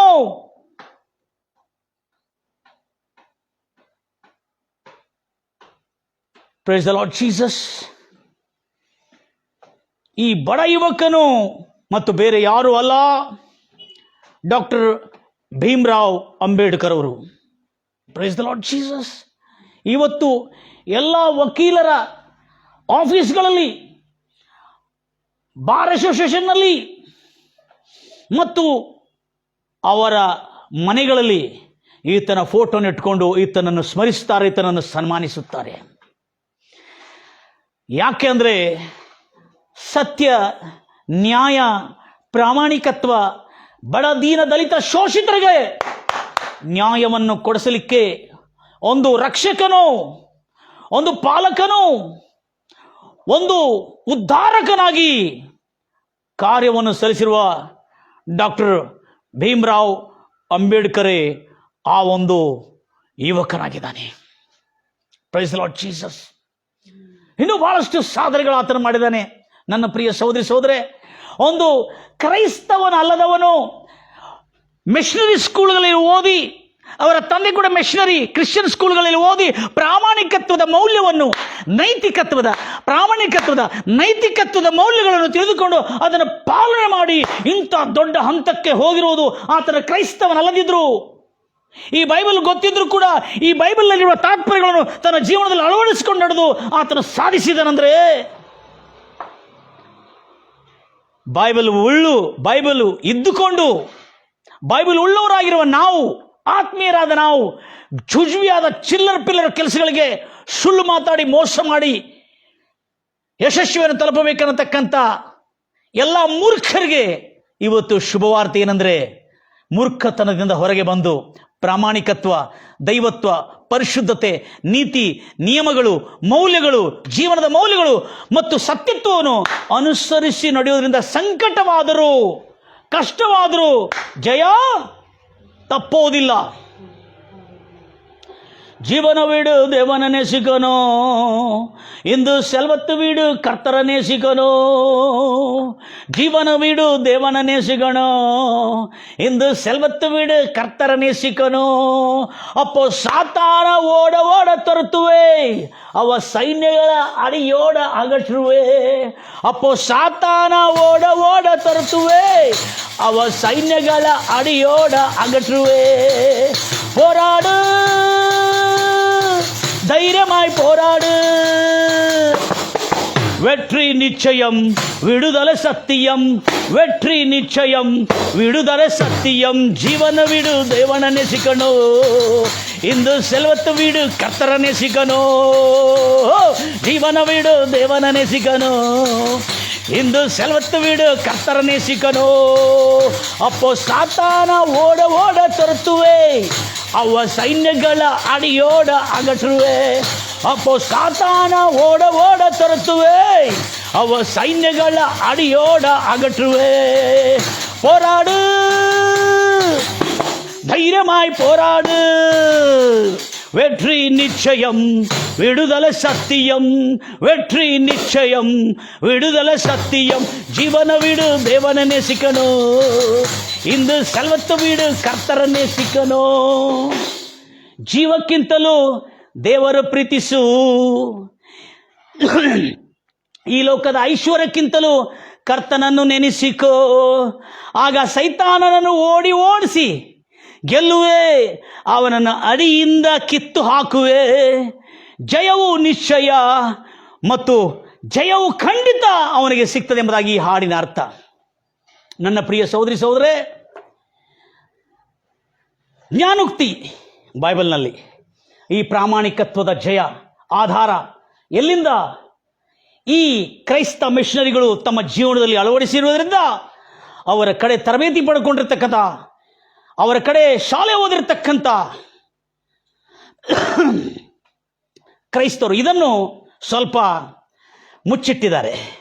ಇವರು ಕ್ರೈಸ್ತ ಸ್ಕೂಲ್ನಲ್ಲಿ ಕಲ್ತಿದ್ದಾರೆ ಅನ್ನತಕ್ಕಂಥ ಸತ್ಯವನ್ನು ಸ್ವಲ್ಪ ಮುಚ್ಚಿಟ್ಟಿದ್ದಾರೆ. ಆದರೆ ಆ ಸತ್ಯವೇ. Praise Lord Jesus. ಆದ ಕಾರಣ ಆ ಸತ್ಯವನ್ನು ನಾವು ನೋಡ್ತೇವೆ. ಜ್ಞಾನೋಕ್ತಿ 19ನೇ ಅಧ್ಯಾಯ 1ರಿಂದ ನಾ ಹೇಳ್ತೀರಾ? ಓದ್ತೀರಿ? ನಾನೇ ಓದ್ತೇನೆ. ಜ್ಞಾನೋಕ್ತಿ 19ನೇ ಅಧ್ಯಾಯ ನಿಮ್ಮ ಅರ್ಥವಾಗುವತಕ್ಕಂಥ ಭಾಷೆಯಲ್ಲಿ, ಸ್ವಲ್ಪ ಕಠಿಣವಾದ ಭಾಷೆ ಇದೆ. ತನ್ನ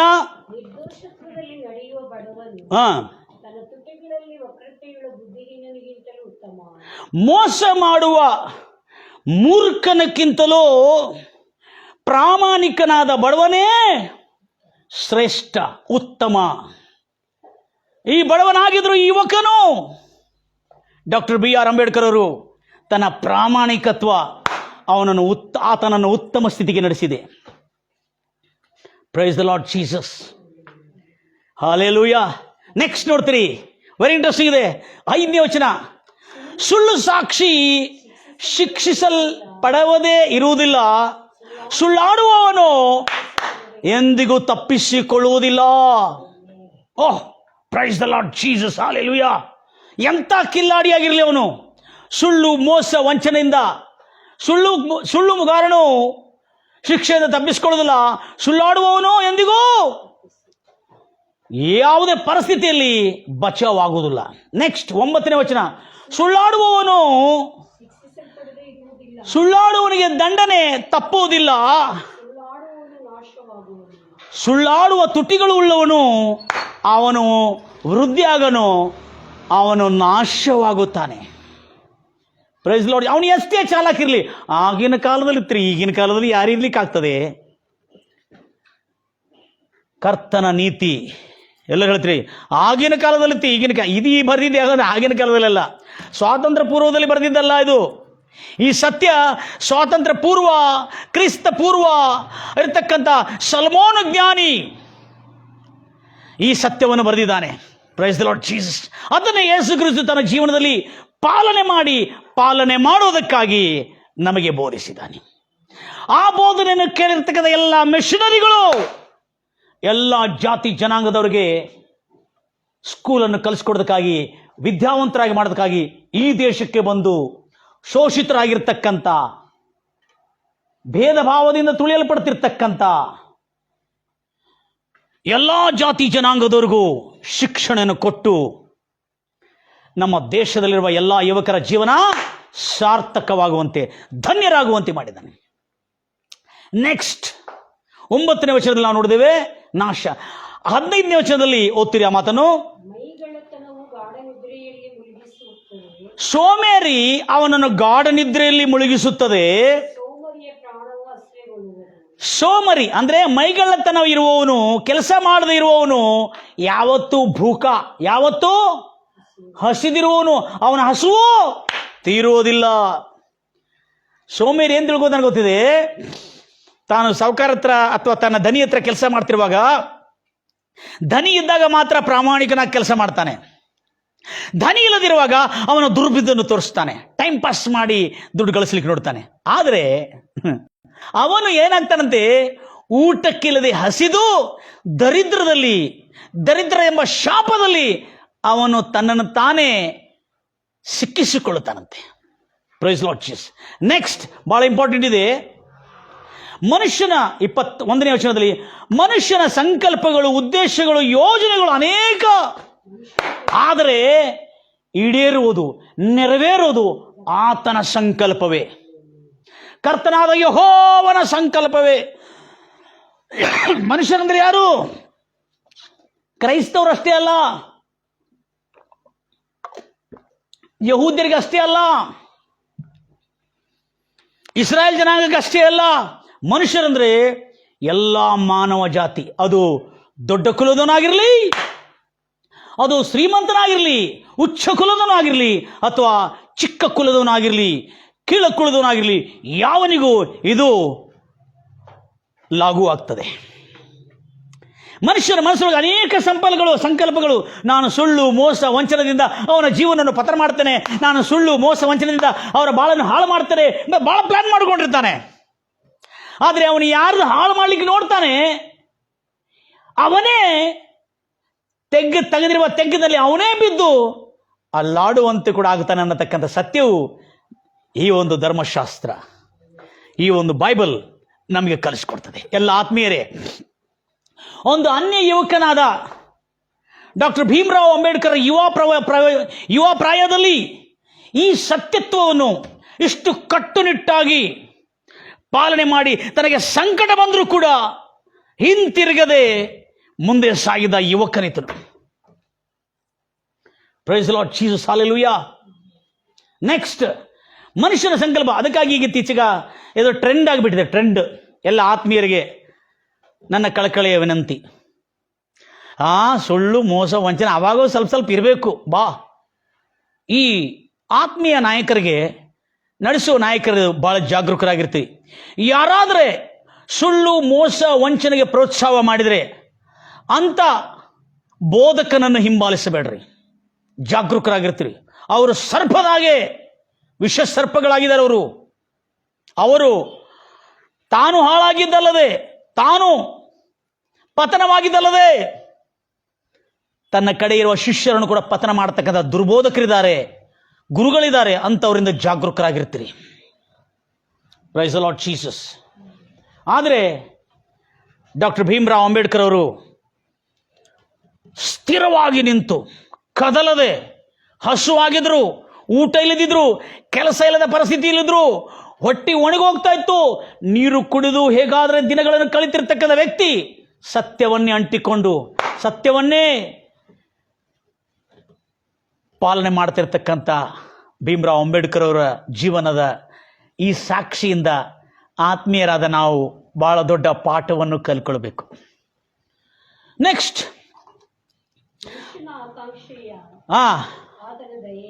ನೋಡ್ರಿ ಏನಿದ್ರೆ ಮುಂದೆ ಹೋದ್ರಿ. ಇದನ್ನು ನನಗೆ ಕರೆಕ್ಟಾಗಿ ನಿಮಗೆ ಇನ್ನೂ ಅರ್ಥ ಆಗೋಂತ ಹೇಳ್ತೇನೆ. ದಯೆ ತೋರುವ ಬಡವನು, ತನಕ್ಕಿಂತಿರುವ ಕರುಣೆ ತೋರುವ ಬಡವನು ಸುಳ್ಳಾಡುವ ಧನವಂತನಕ್ಕಿಂತ ಶ್ರೇಷ್ಠನು. ಅಂದರೆ ದಯೆ ತೋರುವ ಬಡವನು ಸುಳ್ಳಾಡುವವನಕ್ಕಿಂತನೂ, ಮೋಸ ಮಾಡುವವನಕ್ಕಿಂತಲೂ ಸರ್ವಶ್ರೇಷ್ಠ.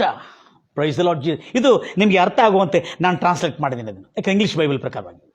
Price Lord Jesus. ಯಾಕಂದರೆ ಅಲ್ಲಿ ಸ್ವಲ್ಪ ತಬ್ಬಿಬಾಗ್ತದೆ ನಿಮ್ಗೆ ಅರ್ಥ ಆಗಲಿಕ್ಕೆ. ನೆಕ್ಸ್ಟ್ ಓದ್ತಿರಮ್ಮ. Next, it is very important thing. ಈಗ ನಾವು ಇದರೊಟ್ಟಿಗೆ ದೇವರ ಸಂಕಲ್ಪ ಅನ್ನೋದು ಇರುವುದನ್ನು ನಾವು ನೋಡೋಣ. ಇದು ಯಾರೇ ಇರಲಿ, ಕ್ರೈಸ್ತವ್ರಿಗಷ್ಟೇ ಅಲ್ಲ, ಇದನ್ನು ಯಾರು ಪಾಲನೆ ಮಾಡಿದ್ರು ದೇವರವರ ಸಂಗಡ ಇರ್ತಾನೆ. ಅದು ಕ್ರಿಶ್ಚಿಯನ್ಸ್ಗೆ ಮಾತ್ರ ಅಲ್ಲ, ಇದು ಕ್ರೈಸ್ತವ್ರಿಗೆ ಮಾತ್ರ ಅಲ್ಲ. ಇದು ಈ ಪ್ರಾಮಾಣಿಕತ್ವ ಯಾವನೇ ಇರಲಿ, ಅವನು ಯಾವ ಕುಲಕ್ಕೆ ಸಂಬಂಧಪಟ್ಟವನಾಗಿರಲಿ, ಧನವಂತನಾಗಿರಲಿ, ಬಡವನಾಗಿರಲಿ, ದರಿದ್ರನಾಗಿರಲಿ, ಶೋಷಿತನಾಗಿರಲಿ, ತಳ್ಳಾಕಲ್ಪಟ್ಟವನಾಗಿರಲಿ, ಆ ಭೇದ ಭಾವದಿಂದ ತುಚ್ಛವಾಗಿ ಎನಿಸಲ್ಪಡೋನಾಗಿರಲಿ, ಯಾವನೇ ಇದನ್ನು ಪಾಲನೆ ಮಾಡಿದರೆ ಅವನನ್ನು ಎಬ್ಬಿಸ್ತದೆ. ಇದು ಶ್ರೇಷ್ಠವಾಗಿ ಮಾಡ್ತದೆ ಅದು ಪ್ರಾಮಾಣಿಕತ್ವ. ನೆಕ್ಸ್ಟ್ ಓದ್ತೀರಿ 23ನೇ ವಚನದಲ್ಲಿ ನಾವು ನೋಡ್ತೇವೆ, ಕರ್ತನ ಭಯವು ಅಂದರೆ ದೇವರ ಭಯವು ಅವನನ್ನು ಸಮೃದ್ಧಿ ಜೀವನಕ್ಕೆ, ಎಂಥ ಜೀವನಕ್ಕೆ? ಸಮೃದ್ಧಿ, ಗೌರವ ಜೀವನಕ್ಕೆ. ದೇವರ ಭಯವು ಅವನಿಗೆ ಮಾನ ಸನ್ಮಾನದ ಜೀವನಕ್ಕೆ ನಡೆಸುತ್ತದೆ. ಈ ಭಯ, ಈ ದೇವರ ಭಯ ಅವನನ್ನು ತೃಪ್ತಿಪಡಿಸುತ್ತದೆ. ಮೂರನೇ ಅಂಶ ಏನಂದರೆ, ಅವನಿಗೆ ಯಾವ ಕೇಡೋ ಸಂಭವಿಸುವುದಿಲ್ಲ.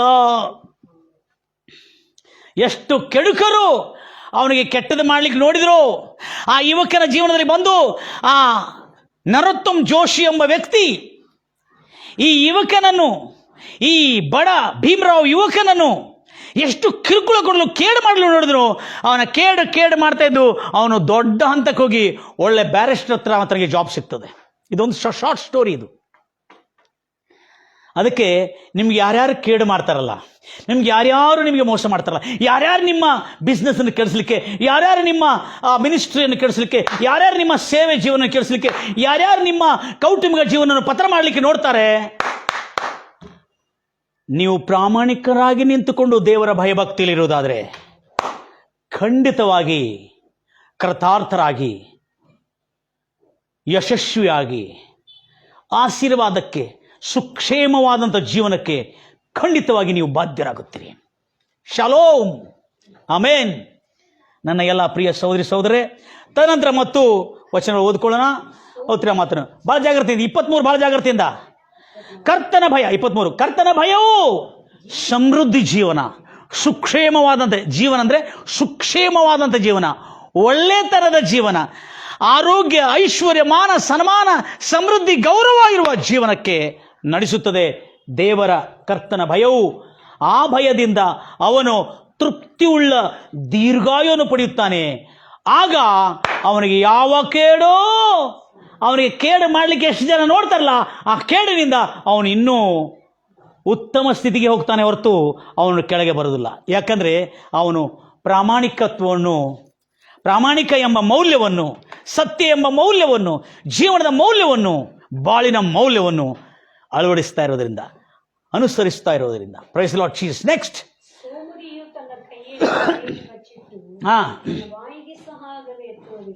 ಸೋಮರಿ ತನ್ನ ಕೈಯನ್ನು ಬಚ್ಚಿಟ್ಟು ಬಾಯಿಗೆ ಸಹ ಸಿಗುವಂತೆ ಎತ್ತು. ಅಂದರೆ ಅವನು ಇಟ್ಟಿರುವ ತಟ್ಟೆಯಲ್ಲಿ ಇರುವ ಆಹಾರವನ್ನು ತೆಗೆದುಕೊಂಡು ತನ್ನ ಬಾಯಲ್ಲಿ ಕೂಡ ಇಟ್ಟುಕೊಳ್ಳೋದಿಲ್ಲ. ಅಂಥ ಸೋಮೇರಿ ಅವನು. ಯಾರು? ಈ ಉಚ್ಚ ಕುಲಕ್ಕೆ ಸಂಬಂಧಪಟ್ಟಿರ್ತಕ್ಕಂಥ ಜೋಶಿ ಎಂಬವನು. Praise Lord Jesus. ತದನಂತರ ಇಲ್ಲಿ ನಾವು ನೋಡ್ತಾ ಇದ್ದೇವೆ, ಭಾಳ ಇಂಟ್ರೆಸ್ಟಿಂಗ್ ಇದೆ. ಇದು ಕೂಡ ಪ್ರಾಮಾಣಿಕತ್ವ. ಇದು ಕೂಡ ಡಾಕ್ಟರ್ BR ಅಂಬೇಡ್ಕರ್ ಅವರಲ್ಲಿ ಇತ್ತು. ಯಾಕಂದರೆ ಅವರ ಮಲ್ತಾಯಿ ಅವನಿಗೆ ಶೋಷಣೆ ಕೊಡ್ತಾ ಇದ್ರು. ಆ ಮಲ್ತಾಯಿಯನ್ನಾಗಲಿ ತನ್ನ ಸ್ವಂತ ತಂದೆ ಪ್ರಾಮಾಣಿಕನಾಗಿ ಪ್ರೀತಿಯಿಂದ ನೋಡ್ತಿದ್ದ. ಅವರ ಮಲತಾಯಿಯಷ್ಟು ಕಿರುಕುಳ, ಶೋಷಣೆ, ಬಹಳಷ್ಟು ಹಿಂಸೆ, ಸಂಕಟವನ್ನು, ಆಹಾರ ಕೊಡದೆ ಕಿರುಕುಳ ನೀಡುತ್ತಾ ಇದ್ರು ಕೂಡ ಡಾಕ್ಟರ್ BR ಅಂಬೇಡ್ಕರ್ ಅವರು ತನ್ನ ಮಲತಾಯಿಯ ಭಾವನೆಗಳನ್ನು ಸನ್ಮಾನಿಸುತ್ತಾ ಅವಳಿಂದ ಬರ್ತಕ್ಕಂಥ ಎಲ್ಲ ಕಿರುಕುಳಗಳನ್ನು ಸಹಿಸಿಕೊಂಡು ಭರಿಸಿಕೊಂಡು ಬಹಳ ತಾಳ್ಮೆಯಿಂದ ಮುಂದೆ ಸಾಗಿರತಕ್ಕಂಥ ಯುವಕ ನಮ್ಮ ಡಾಕ್ಟರ್ BR ಅಂಬೇಡ್ಕರ್ ಅವರು, ಡಾಕ್ಟರ್ ಭೀಮರಾವ್ ಅಂಬೇಡ್ಕರ್ ಅವರು. ಅದಕ್ಕಾಗಿ ಇಲ್ಲಿ ನಾವು ಬರ್ತಾ ಇದ್ದೇವೆ 26ನೇ ವಚನ. ತನ್ನ ತಂದೆ ತಾಯಿಗಳಿಗೆ ಕಿರುಕುಳ ನೀಡಿ ಅವಮಾನಪಡಿಸಿ ಅವರನ್ನು ನಾಚಿಕೆಗೇಡರಾಗಿ ಮಾಡಿರುವ ಆ ಮಗನು ಕೊನೆಗೆ ಲಜ್ಜಿತನಾಗಿ ಸಂಕಷ್ಟಕ್ಕೆ ಒಳಗಾಗುವನೆಂಬುದಾಗಿ ಹೇಳ್ತದೆ. ಓದ್ತಿರ ಮಾತ್ರ ನಾನು ನನ್ನ ತರ್ಜುಮಾ ನಿಮಗೆ ಅರ್ಥವಾಗುವಂತೆ ಓದಿಸ್ತಾ ಇದ್ದೇನೆ. ಬರೆದಿರ್ತಕ್ಕಂಥ ತರ್ಜುಮನ್ನು ಅರ್ಥ ಮಾಡಿಸ್ತಾ ಇದ್ದೇನೆ. 26. ತಂದೆಯನ್ನು ನಷ್ಟಪಡಿಸಿ ತಾಯಿಯನ್ನು ಮನೆಯಿಂದ ಹೊರಗೆ ಹಾಕುವವನು ನಾಚಿಕೆಯನ್ನುಂಟು ಮಾಡಿ ತನಗೆ ಅವಮಾನವನ್ನು ತಂದುಕೊಂಡು ತನ್ನ ಮೇಲೆ ನಿಂದೆಯನ್ನು ತಂದುಕೊಳ್ಳುತ್ತಾನೆ. ಆದರೆ ಡಾಕ್ಟರ್ ಭೀಮರಾವ್ ಅಂಬೇಡ್ಕರ್ ಅವರು ಅಂಥ ಕಿರುಕುಳ ನೀಡುತ್ತಿರ್ತಕ್ಕಂಥ ಮಲತಾಯಿಗೆ ತಾನು ಸನ್ಮಾನಿಸಿ, ಅವಳೆಷ್ಟು ಕಿರುಕುಳ ನೀಡಿದ್ರು ತನ್ನ ತಾಯಿಗೆ ಎದುರಾಗಿ ಮಾತಾಡದೆ ಅವಳ ಕಿರುಕುಳವನ್ನು ಸಹಿಸಿಕೊಂಡು ಭರಿಸಿಕೊಂಡಿರ್ತಕ್ಕಂಥ ವ್ಯಕ್ತಿ ಈತನು ಎಷ್ಟು ಆಶೀರ್ವಾದಕ್ಕೆ ಪಾತ್ರನಾಗಿದ್ದು ಸುಮ್ಮನೆ ಅಲ್ಲ. ಎಲ್ಲ ನನ್ನ ಆತ್ಮೀಯರೇ, ನಮ್ಮ ತಂದೆ ತಾಯಿಗಳನ್ನು ನಾವು ಸನ್ಮಾನಿಸ್ತಾ ಇದ್ದೀವ, ನಮ್ಮ ತಂದೆ ತಾಯಿಗಳನ್ನು ನಾವು ಗೌರವಿಸ್ತಾ ಇದ್ದೀವ. ಮದುವೆ ಆಗಿದ್ದ ಕೂಡಲೇ, ಹೆಂಡತಿ ಬಂದ ಕೂಡಲೇ ತಂದೆ ತಾಯಿಗಳನ್ನು ಬಿಟ್ಟು ಹೆಂಡತಿಯ ಮಾಯ ಮೋಹದಲ್ಲಿ, ಈ ಲೋಕದ ಮಾಯಜಾಲದಲ್ಲಿ ತನ್ನ ತಂದೆ ತಾಯಿಗಳಿಗೆ ಕೇಡನ್ನು ಮಾಡ್ತಾ ಹೊರಗೆ ಹಾಕಿ ಅವ್ರನ್ನ ಹಿಂಸಿಸ್ತಾ ಇದ್ದೀವ. ನಮ್ಮನ್ನು ನಾವು ಶಾಪಗ್ರಸ್ತರಾಗಿ ಮಾಡಿಕೊಳ್ಳದಂತೆ ನಾವು ಈಗ ಎಚ್ಚೆತ್ತುಕೊಳ್ಳಬೇಕು ನನ್ನ ಪ್ರಿಯ ಸಹೋದರಿ ಸಹೋದರಿ. ನೆಕ್ಸ್ಟ್ ನೋಡ್ರಿ 27 ಎಷ್ಟು ಚೆನ್ನಾಗಿದೆ. ನನ್ನ ಮಗನೇ, ತಿಳುವಳಿಕೆಯ ಹಿತಕರವಾದಂಥ ತಿಳುವಳಿಕೆಯ ಮಾತುಗಳಿಂದ ದಾರಿ ತಪ್ಪಿಸುವ ಬೋಧನೆಯನ್ನು ದುಷ್ಟರ ಆಲೋಚನೆ ಅಂತೆ ನಡೆಯದೆ, ಪಾಪಾತ್ಮರ ಮಾರ್ಗದಲ್ಲಿ ನಿಂತುಕೊಳ್ಳದೆ, ಧರ್ಮನಿಂದ ಕಡೆ ಕೂತುಕೊಳ್ಳದೆ, ಯಾವತ್ತು ಈ ಒಂದು ನೀತಿ ಶಾಸ್ತ್ರವನ್ನು, ಈ ಒಂದು ಧರ್ಮಶಾಸ್ತ್ರವನ್ನು ಧ್ಯಾನಿಸ್ತಾ, ಅದನ್ನೇ ಆನಂದಿಸ್ತಾ, ಅದನ್ನೇ ಅಳವಡಿಸ್ತಾ ನಡೆಯೋನು ಎಷ್ಟೋ ಧನ್ಯನು, ಅದೃಷ್ಟವಂತನು, ಭಾಗ್ಯವಂತನು, ಆಶೀರ್ವದಿಸಲ್ಪಟ್ಟವನು. Praise the Lord Jesus. ಇವತ್ತು ದೇಶದಲ್ಲಿರುವ ಎಲ್ಲ ಬಾರ್ ಅಸೋಸಿಯೇಷನ್ನಲ್ಲಿ ಡಾಕ್ಟರ್ ಭೀಮ್ರಾವ್ ಅವರ ಛಾಯಾಚಿತ್ರವನ್ನು ಹಚ್ಚಿ ಅವರನ್ನು ಇವತ್ತಿಗೂ ಸ್ಮರಿಸುತ್ತಾರೆ, ಸನ್ಮಾನಿಸುತ್ತಾರೆ. ಬೈಬಲ್ನಲ್ಲಿ ಹೇಳಲಾಗಿದೆ, ನೀತಿವಂತನ ಸ್ಮರಣೆ ಅದು ಆಶೀರ್ವಾದದಾಯಕವಾಗಿರುವುದು. ಬೈಬಲ್ನಲ್ಲಿರುವ ಆತನು ಕ್ರೈಸ್ತವನಲ್ಲ, ಆತನು ಕ್ರೈಸ್ತವನಲ್ಲದವನ ಕುರಿತು ಮಾತಾಡ್ತಾ ಇದೆಯಲ್ಲ ಪಾಸ್ಟರ್ ಎಂಬುದಾಗಿ ನನಗೆ ಕೇಳಬಹುದು. I am waiting for your question. I am answering your question, my dear brother. ಕ್ರೈಸ್ತವನಲ್ಲದ ಕುರಿತು ಈ ಬೈಬಲ್ನ ಹೋಲಿಸಿ ಆತನನ್ನಿಷ್ಟು ಕೀರ್ತಿಸ್ತಾ ಇದ್ದಾನಲ್ಲ, ಆತನನ್ನಿಷ್ಟು ಹೊಗಳ್ತಾ ಇದ್ದಾನ ಅಂತ ಹೇಳಿದ್ರೆ, ಕ್ರೈಸ್ತವನಿಗಾಗಲ್ಲ ಇದು ಬರೆದಿದ್ದು ಬೈಬಲ್. ಪ್ರತಿಯೊಂದು ಮಾನವನಿಗಾಗಿ ಬರೆಯಲ್ಪಟ್ಟಿರುವಂತಹ ಈ ಸತ್ಯ ಮೌಲ್ಯಗಳು, ಯಾವ ಜಾತಿ ಭೇದ ಮತ ಇಲ್ಲದಂತ Bible. Praise the Lord Jesus, hallelujah. ಈ ಬೈಬಲ್ನಲ್ಲೇ ಬರೆಯಲ್ಪಟ್ಟಿದೆ. ಈ ಬೈಬಲ್ ತಿಳಿದುಕೊಂಡಿರ್ತಕ್ಕಂಥ, ಸುನ್ನತಿ ಹೊಂದಿರತಕ್ಕಂಥ ಯಹೂದ್ಯರೇ ಇದರ ಪ್ರಕಾರ ಇದನ್ನು ಕೇಳುವುದರಿಂದ ನೀವು ನೀತಿವಂತರಾಗಿ ಎನಿಸಲ್ಪಡುವುದಿಲ್ಲ. ಬೈಬಲ್ ತಿಳಿಯದೆ, ಈ ಬೈಬಲನ್ನು ಓದದೆ ಕ್ರೈಸ್ತ ಮಿಷನರಿ ಸ್ಕೂಲ್ಗಳಲ್ಲಿ ಕಲ್ತಿರ್ತಕ್ಕಂಥ ಈ ಬೈಬಲ್ನ ನೀತಿ, ಈ ಬೈಬಲ್ ಗೊತ್ತಿಲ್ಲದೆ ಈ ಬೈಬಲ್ನ ನೀತಿ ಅವರು ಅಳವಡಿಸಿಕೊಂಡು ನಡೆಯುವುದರಿಂದ ಆ ನೀತಿವಂತನನ್ನು ಇವತ್ತಿಗೂ ವಿಶ್ವವ್ಯಾಪ್ತಿಯಲ್ಲಿ ನಮ್ಮ ದೇಶದ ಎಲ್ಲ ಜನರು ಆತನನ್ನು ಸ್ಮರಿಸುತ್ತಾರೆ, ಆತನನ್ನು ಸನ್ಮಾನಿಸುತ್ತಾರೆ. ಡಾಕ್ಟರ್ ಭೀಮ್ರಾವ್ ಅಂಬೇಡ್ಕರ್ ಅವರನ್ನು ಬಹಳ ಜನ ಹೇಳೋದು, ಕ್ರೈಸ್ತವನಾಗಿರೋ ಪಾಸ್ಟರ್ ಇದನ್ನ ಯಾಕೆ ಮಾತಾಡ್ತಾ ಇದ್ದಾನೆ? Okay, I'll answer your question. ಯಾಕಂದ್ರೆ ಬೈಬಲ್ ಇದ್ದುಕೊಂಡು, ಧರ್ಮಶಾಸ್ತ್ರ ಇದ್ದುಕೊಂಡು ಕ್ರೈಸ್ತವರನ್ನು ಹೆಸರು ಹೇಳಿಸಿಕೊಂಡಿದ್ದವರು ಇಸ್ರಾಯೇಲರು, ನಾವು ಅಬ್ರಾಹ್ಮನ ಸಂತತಿ ಎಂದು ಹೇಳಿಸಿಕೊಂಡಿರ್ತಕ್ಕಂಥ ರೋಮ ಬರೆದ ಪತ್ರಿಕೆ 2ನೇ ಅಧ್ಯಾಯ. ಬೈಬಲ್ ಅಡ್ರೆಸ್ ಗೊತ್ತಿಲ್ಲದೆ ಈ ನೀತಿಯನ್ನು ತಾನೇ ಪಾಲನೆ ಮಾಡಿದರೆ ಅವನು ಕೂಡ ಧರ್ಮಶಾಸ್ತ್ರ ಇಲ್ಲದೆ, ಈ ಒಂದು ಬೈಬಲ್ ಇಲ್ಲದೆ ನೀತಿವಂತನಾಗಿ ಎನಿಸಲ್ಪಡ್ತಾನೆ. ರೋಮ ಬರೆದ ಪತ್ರಿಕೆ 2ನೇ ಅಧ್ಯಾಯ 13ನೇ ವಚನದಿಂದ ಓದ್ತಿರಮ್ಮ. ನೋಡ್ರಿ ಇಲ್ಲಿ, ಮತ್ತು ಯಾವ ಭೇದ ಭಾವ ಇಲ್ಲದೆ 11ರಿಂದ ಓದ್ತಿರಿ. ಕ್ರಿಸ್ತನ ಈ ಬೈಬಲ್ ಜಾತಿ ಭೇದ ಮತ ಉಚ್ಚ ಕೀಳ ದುಷ್ಟನು ಪಾಪಿ ಎಲ್ಲರಿಗೆ ಭೇದವಿಲ್ಲದೆ ಪ್ರತಿಯೊಬ್ಬರಿಗೂ ಪ್ರಾಮಾಣಿಕವಾದದ್ದೇ ಇದು ಈ ಬೈಬಲ್. ಓದ್ತಿರಿ 11ರಿಂದ ಓದ್ತಿರಿ. ರೋಮ ಬರೆದ ಪತ್ರಿಕೆ 2ನೇ ಅಧ್ಯಾಯ 11ರಿಂದ. ದೇವರಲ್ಲಿ, ಕರ್ತನಾದ ಯೇಸುವಿನಲ್ಲಿ ಪಕ್ಷಪಾತವಿಲ್ಲ, ಭೇದ ಭಾವ ಇಲ್ಲ. ನ್ಯಾಯ ಪ್ರಮಾಣವಿಲ್ಲದೆ ಅಂದ್ರೆ ಈ ಬೈಬಲ್ ಇಲ್ಲದೆ ಪಾಪ ಮಾಡಿದವರೆಲ್ಲರೂ, ಈ ನ್ಯಾಯ ಪ್ರಮಾಣವಿಲ್ಲದೆ ಪಾಪ ಮಾಡಿದವರೆಲ್ಲರೂ, ದ್ರೋಹ ಮಾಡಿದವರು ನಾಶವಾಗೋದು ಖಚಿತ. ಹೌದು, ಈ ಬೈಬಲ್ ಉಳ್ಳವರಾಗಿದ್ದು, ಈ ಬೈಬಲ್ ಅನ್ನು ಕೇಳಿದವರಾಗಿದ್ದು, ಈ ನ್ಯಾಯ ಪ್ರಮಾಣ ಉಳ್ಳವರಾಗಿದ್ದು, ಪಾಪ ಮಾಡಿದವರು ಕೂಡ ನ್ಯಾಯ ಪ್ರಮಾಣದಲ್ಲಿ ಅವರು ಕೂಡ ತೀರ್ಪು ಹೊಂದಿ ನಾಶವಾಗುವರು ಖಂಡಿತವೇ. ನೆಕ್ಸ್ಟ್ ಈಗ ನೋಡ್ರಿ, ಇದನ್ನು ಕೇಳುವವರು, ಈ ಬೈಬಲ್ ಅನ್ನು, ಈ ನ್ಯಾಯ ಪ್ರಮಾಣವನ್ನು ಕೇಳುವವರು ಅಂಡರ್ಲೈನ್ ಮಾಡ್ರಿ, ಇದು ದೇವರ ಸನ್ನಿಧಿಯಲ್ಲಿ ನೀತಿವಂತರಾಗಿ ಎನಿಸಲ್ಪಡುವುದಿಲ್ಲ. ಈ ನ್ಯಾಯ ಪ್ರಮಾಣವನ್ನು ಕೈಗೊಂಡು, ಯಾರು ದೇವರ ಪ್ರಮಾಣವನ್ನು ಕೇಳದೇ ಇದ್ದವರು, ನ್ಯಾಯ ಪ್ರಮಾಣವನ್ನು ಅನುಸರಿಸಿ ನಡೆಯುವವನೇ ನೀತಿವಂತನೆಂದು ಎನಿಸಲ್ಪಡುವನು. ನ್ಯಾಯ ಪ್ರಮಾಣವಿಲ್ಲದ ಅನ್ಯ ಜನರು ಅಂದ್ರೆ ಕ್ರೈಸ್ತವರಲ್ಲ, ಯಹೂದ್ಯರಲ್ಲ, ಇಸ್ರಾಯೇಲ್ ಜನಾಂಗದವರು ಅಷ್ಟೇ ಅಲ್ಲ, ಕ್ರೈಸ್ತವರು, ಯಹೂದ್ಯರು, ಇಸ್ರಾಯೇಲ್ ಜನರು ಕೂಡ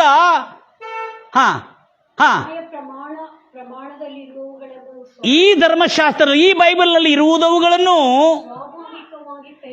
ಈ ನ್ಯಾಯ ಪ್ರಮಾಣದಲ್ಲಿ ಇರುವುದನ್ನು ಸ್ವಾಭಾವಿಕವಾಗಿ, ನ್ಯಾಚುರಲಿ, ಸ್ವಾಭಾವಿಕವಾಗಿ ಇದನ್ನು ಕೈಗೊಂಡು ನಡೆದರೆ, ಈ ನ್ಯಾಯ ಪ್ರಮಾಣವನ್ನು, ಬೈಬಲನ್ನು ಕೈಗೊಂಡು ನಡೆದರೆ,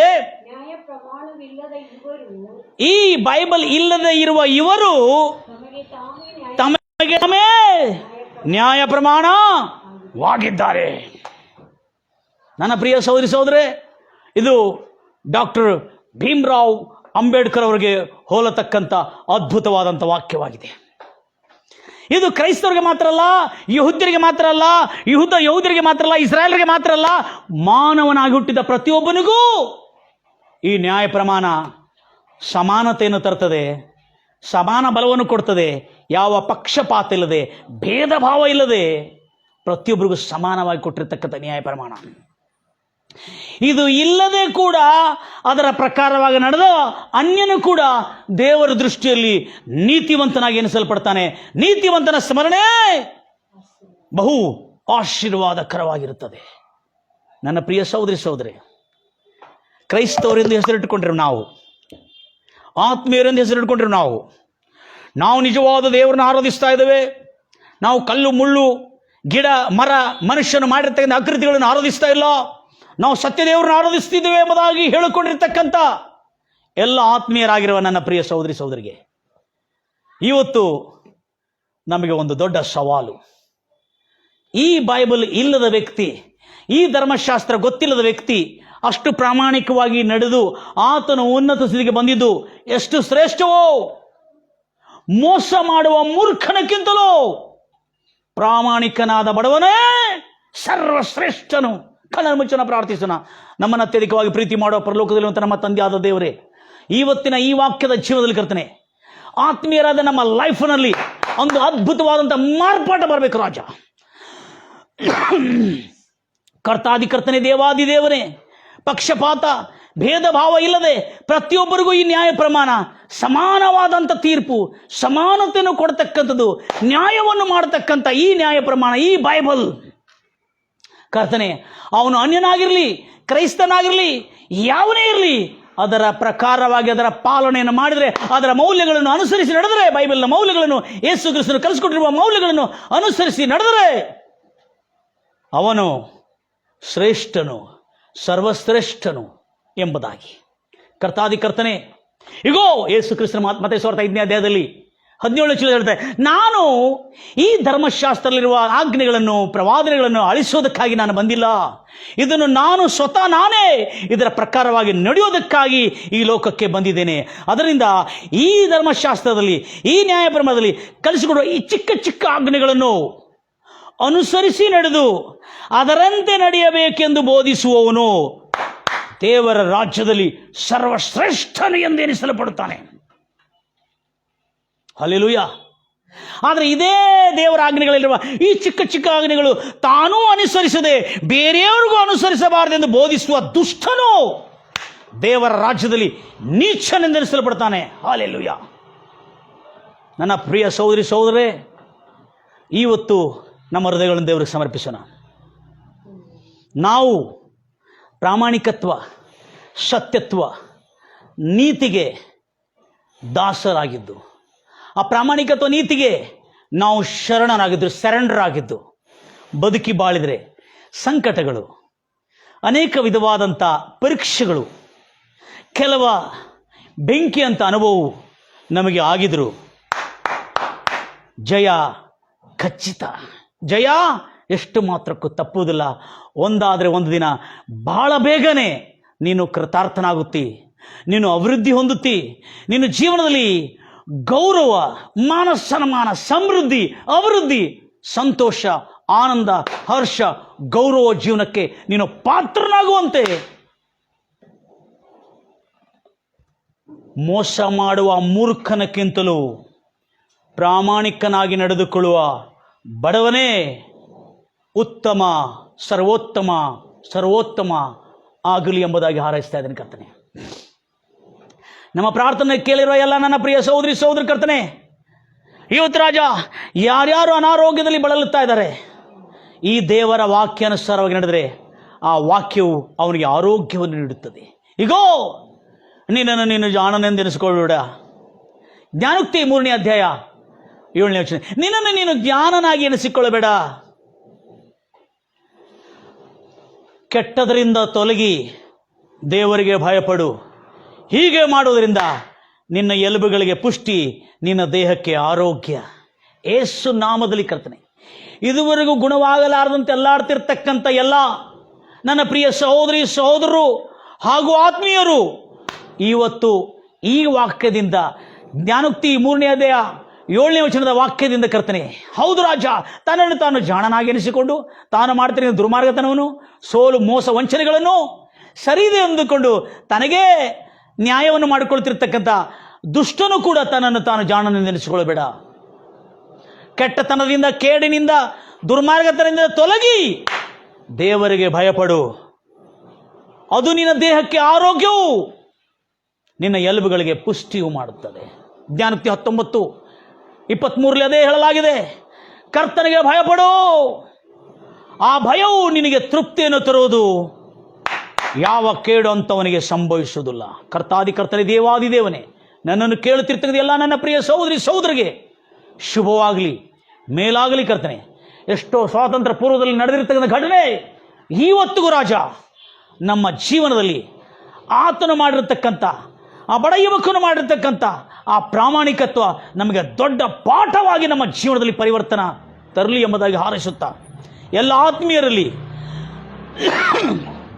ತನ್ನನ್ನು ತಾನು ಹೆಸರಿಗೆ ಆತ್ಮೀಯರೆಂಬುದಾಗಿ ಕರೆಸಿಕೊಂಡಿದ್ದವರಲ್ಲಿ ಕೂಡ ದೇವಾದಿದೇವನೇ ಇವತ್ತಿಂದ ಪ್ರಾಮಾಣಿಕತ್ವ ನಮ್ಮೆಲ್ಲರಲ್ಲಿ ಕರ್ತನೆ ಶಲೋಮ್ ಶಲೋಮ್ ಆಗಲಿ ಎಂಬುದಾಗಿ, ಪವಿತ್ರಾತ್ಮ ದೇವರು ಪವಿತ್ರತ್ವದಲ್ಲಿ, ಪ್ರಾಮಾಣಿಕತ್ವದಲ್ಲಿ, ನೀತಿಯಲ್ಲಿ ನಮ್ಮೆಲ್ಲರನ್ನು ನಡೆಸಲಿ. ಎಲ್ಲರ ಮೇಲೆ ನಿನ್ನ ಆತ್ಮವು ಸುರಿಯಲು ಪಡಲಿ. ಯವನಸ್ಥರು ಪ್ರವಾದಿಸಲಿ. ನಿಮ್ಮ ವೃದ್ಧರು ಕನಸು ಕಾಣಲಿ.